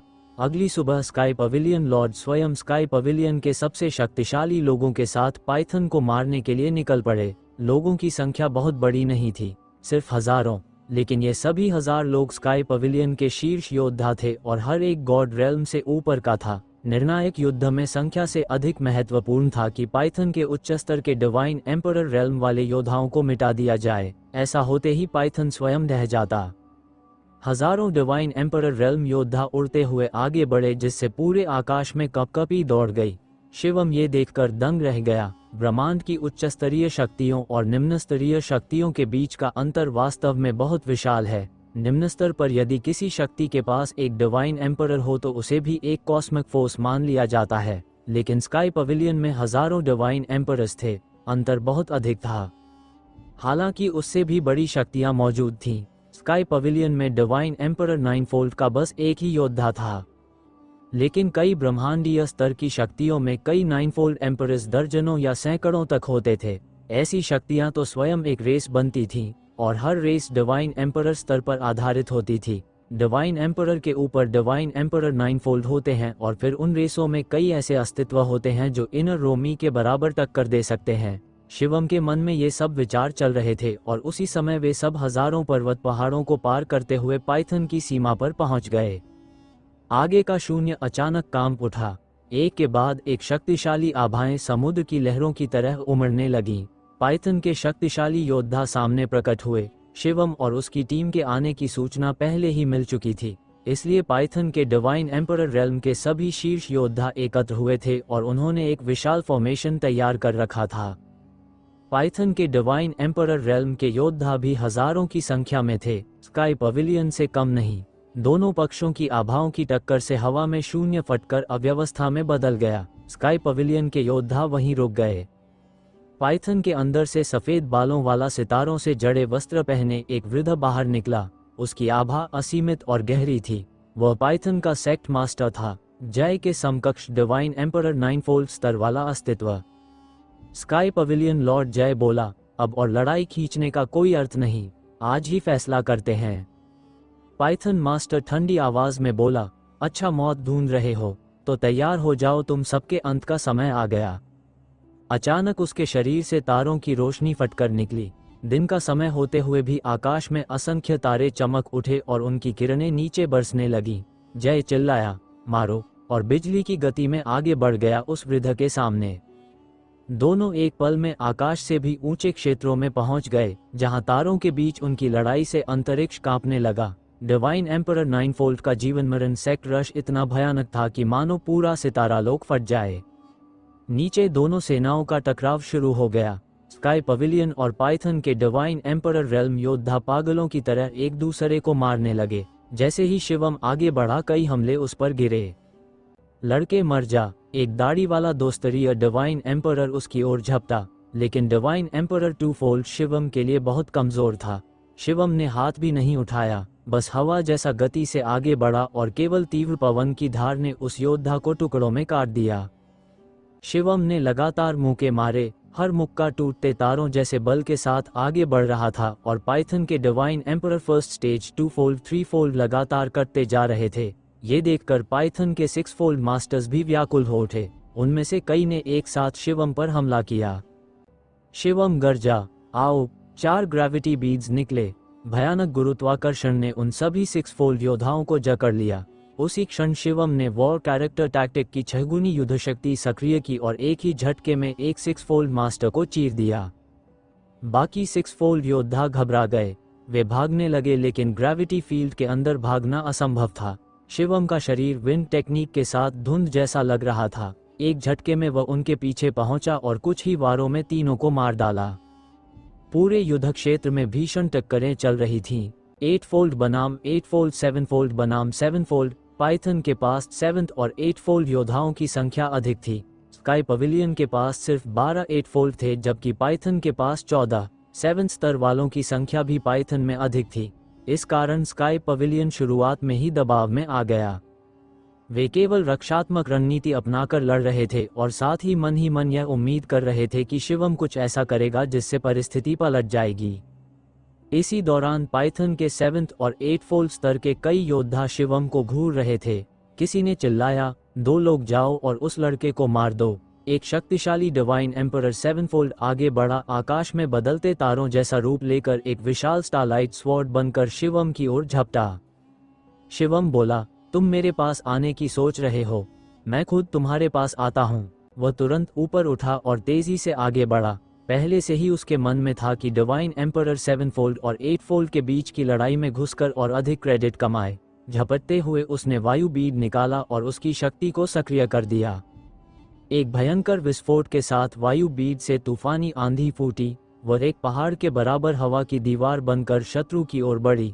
7 फोल्ड योद्धा तूफान में फंस गया और उसकी पूरी रक्षा पल भर में चूर हो गई। वह भय से चीख उठा। उसे अंदाजा नहीं था कि शिवम के पास इतना शक्तिशाली हथियार है। उसका शरीर सीधे सीधे हवा में कटकर राख बन गया। इस दृश्य को पाइथन के 7th और 8 फोल्ड योद्धाओं ने देखा और उनके चेहरों का रंग उड़ गया। जब शिवम ने अपना भयावह ट्रम्प कार्ड निकालकर एक ही वार में पाइथन के डिवाइन एम्परर 7th स्तर के एक मास्टर को मार गिराया, तो युद्धभूमि पर खड़े डिवाइन एम्परर 7th और डिवाइन एम्परर 8 फोल्ड स्तर के योद्धा स्तब्ध रह गए। दोनों पक्षों की मानसिक स्थिति बिल्कुल अलग थी। पाइथन के योद्धा भय से कांप उठे, जबकि स्काई पवेलियन के लोगों में उत्साह की लहर दौड़ गई। डिवाइन एम्परर 7th को सेकंडों में मार देने की शक्ति डिवाइन एम्परर 8 फोल्ड से कम नहीं थी। ये युद्ध की दिशा बदलने वाली शक्ति थी, इसलिए स्काई पवेलियन के लोग आनंदित थे। शिवम ठंडी आवाज में चिल्लाया, मारो। तेज हवा उसके शरीर पर घूम रही थी। वह सीधा डिवाइन एम्परर 7th स्तर के युद्ध क्षेत्र में कूद पड़ा। दूर से ही तेज पवन की धारें बनकर कई विंड ब्लेड्स पाइथन के मास्टर्स पर आक्रमण करने लगी। हर एक विंड ब्लेड की शक्ति अत्यंत भयानक थी। पाइथन के डिवाइन एम्परर 7th स्तर के कई योद्धाओं के चेहरे का रंग उड़ गया। उन्होंने अपने सामने लड़ रहे स्काई पवेलियन के योद्धाओं को पीछे धकेला और पूरी शक्ति से इन विंड ब्लेड्स को रोकने लगे। किसी ने एक विशाल पर्वत उठाया जो धूसर और स्वर्णिम रोशनी से ढका था और उसे सामने खड़ा कर दिया। किसी ने विशाल ढाल निकालकर अपने आगे लगा दी। किसी ने दर्जनों रक्षा प्रकाश कवच अपने सामने सक्रिय कर दिए। लेकिन अगले ही क्षण धम्म धम्म धम्म तेज हवा के आक्रमण ने पर्वत को चीरकर पत्थरों में बदल दिया। ढाल 2 हिस्सों में कट गई। दर्जनों रक्षा प्रकाश फटकर नष्ट हो गए और डिवाइन एम्परर 7th के 3 मास्टर्स तेज हवा में राख में बदल गए। एक बार फिर सेकंड कल, और इस बार मारे गए लोग डिवाइन एम्परर 7th स्तर के थे। जब शिवम क्वासी एम्परर था तब भी वह वायु बीड चला सकता था और डिवाइन एम्परर 7 से लड़ सकता था, और तब ग्रेट डिवाइन विंड टेक्निक अभी आधी भी नहीं बनी थी। अब तो ये तकनीक निर्वाणा तक पहुंच चुकी थी और शिवम डिवाइन एम्परर रेल्म में प्रवेश कर चुका था। वह वायु बीड से जो शक्ति निकाल सकता था उसकी तुलना ही नहीं थी। डिवाइन एम्परर 7th उसके सामने अब कुछ नहीं थे। पाइथन के 7वें स्तर के मास्टर्स चिल्लाए, इतना शक्तिशाली कैसे हो सकता है? शिवम ने उनकी चिंता की ओर ध्यान ही नहीं दिया। 3 डिवाइन एम्परर 7th को मारने के बाद वह आगे बढ़ गया और वायु बीड की शक्ति ने भयंकर हवा का रूप लेकर आसपास के डिवाइन एम्परर 7th पर हमला कर दिया। पीछे हटो, पीछे हटो। पाइथन के डिवाइन एम्परर 7th डर के मारे भागने लगे। वे अब शिवम से लड़ने की हिम्मत नहीं रखते थे। तभी एक क्रोधित गर्जना गूंजी। डिवाइन एम्परर 8 की शक्ति से डिवाइन एम्परर 7 को मारने में गर्व किस बात का? आ मैं तुझसे लड़ता हूँ। और आकाश से एक विशाल हाथ का प्रहार उतरा जो पुनर्तः तारों की रोशनी से बना था। ये डिवाइन एम्परर 8 का आक्रमण था। शिवम ने वायु बीड उठाया और फिर एक प्रचंड तूफान छोड़ा। तूफान तेजी से उठकर उस स्टारलाइट पाम से टकराया। धमाका इतनी जोर का हुआ कि डिवाइन एम्परर 7 के कई योद्धा उड़कर गिर पड़े, खून उगलते हुए। दोनों हमले, वायु विंड ब्लेड और स्टारलाइट पाम, आपस में भिड़कर नष्ट हो गए। आकाश में सितारों की चमक से ढका एक वृद्ध प्रकट हुआ, स्टार रोब में आभा, अत्यंत शक्तिशाली। उसकी आंखों में चाकू जैसी ठंडी हत्या की इच्छा चमक रही थी। उसने पूछा, तुम आखिर हो कौन? डिवाइन एम्परर 1 होकर ऐसी शक्ति रखते हो? स्काई पवेलियन में ऐसा कोई नहीं? शिवम बोला, मैं इन द्वारा भेजा गया हूँ। इसका प्रभाव बिजली जैसा हुआ। वृद्ध के चेहरे का रंग उड़ गया। क्या इन के लोग? ये ठीक नहीं। शिवम बोला, तुम्हें विदा करने का समय है। वह तेज हवा से घिरा आगे बढ़ा। वह वृद्ध वास्तव में इन का छिपा हुआ दुश्मन था और यह इन की दृष्टि में आ चुका था। उसे बख्शा नहीं जा सकता था। शिवम समझ गया, यदि आज वह नहीं मारता तो भी इन बाद में उसे उसके पूरे संप्रदाय समेत मिटा देगा। शिवम ने वायु बीट की शक्ति चलाई। एक विशाल टॉर्नेडो बना जो आकाश को फाड़ता हुआ उस वृद्ध की ओर बढ़ा। वृद्ध ने अपने हाथों से अनगिनत स्टारलाइट पाम प्रहार किए, लेकिन इस बार वायु बीट से निकली शक्ति पिछली बार से भी अधिक भयानक थी। उनके टकराते ही स्टारलाइट पाम बिखर गई। वृद्ध का शरीर उछल गया, खून उगलते हुए पीछे हट गया। उसके शरीर पर गहरी चोटें उभर आईं। शिवम ने कोई मौका नहीं दिया। तूफान फिर उभरा। वृद्ध चिल्लाया, स्टार बॉडी स्ट्राइक। उसका पूरा शरीर एक जलते तारे जैसा रोशन हो गया और उसने टक्कर मारने के लिए छलांग लगाई, लेकिन परिणाम पहले जैसा ही था। वो बुरी तरह घायल हुआ। शिवम के मन में स्पष्ट था, वायु बीट की शक्ति से वह आसानी से डिवाइन एम्परर 8 को दबा सकता है। वायु बीट के भीतर का तूफान लगभग असीम था। पूरी आकाशगंगा को निगलने की शक्ति। उसे सिर्फ थोड़ा बाहर निकालना था। एक और भयंकर तूफान उभरा। वृद्ध चीखा, मदद करो, और भागने लगा। वह जानता था तीसरी बार वह नहीं बच पाएगा, लेकिन शिवम गर्जा, कहाँ भाग रहा है? ग्रेविटी बीड सक्रिय हुए। भारी गुरुत्वाकर्षण ने वृद्ध को रोक दिया। शिवम वायु बीड लेकर उस पर झपटा। उसी समय पाइथन का दूसरा डिवाइन एम्परर 8 मदद के लिए दौड़ता हुआ आया, लेकिन शिवम उससे भी तेज था। मदद आने से पहले ही वायु बीड का तूफान उस सफ़ेद बालों वाले वृद्ध को घेर चुका था।